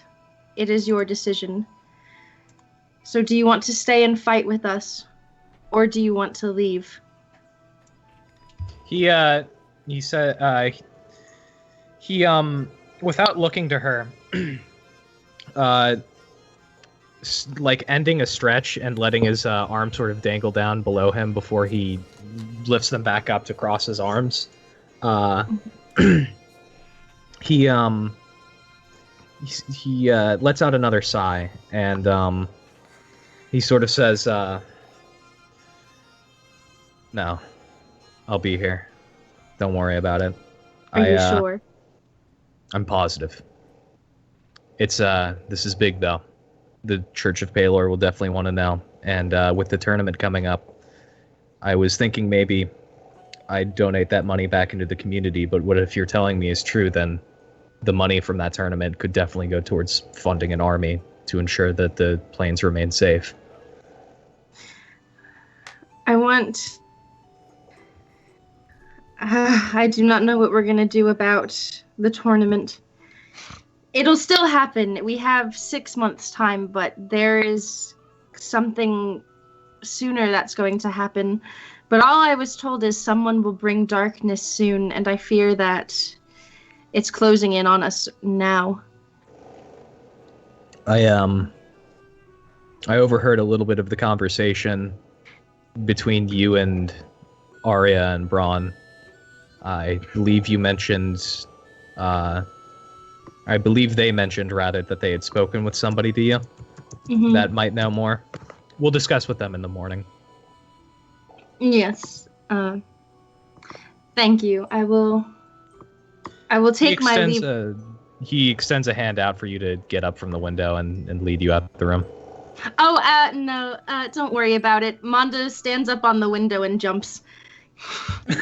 You fucking and then you're she jumps, her flown wings in a while, so. unfurl from behind her, flying out into the night sky. She calls back to him, "Why do you think the window was open?" and heads towards the moon. I think he like walks out towards the window and he does that same lean he was doing on it earlier, and he's just looking up at the moon. And like he's got this like he's shaking his head, but he's got this shit-eating grin on his face, right? Like, and then it cuts to black. As Oscar, as you stare out into the night sky, as Monda kind of flies a little bit over around the city and the moon,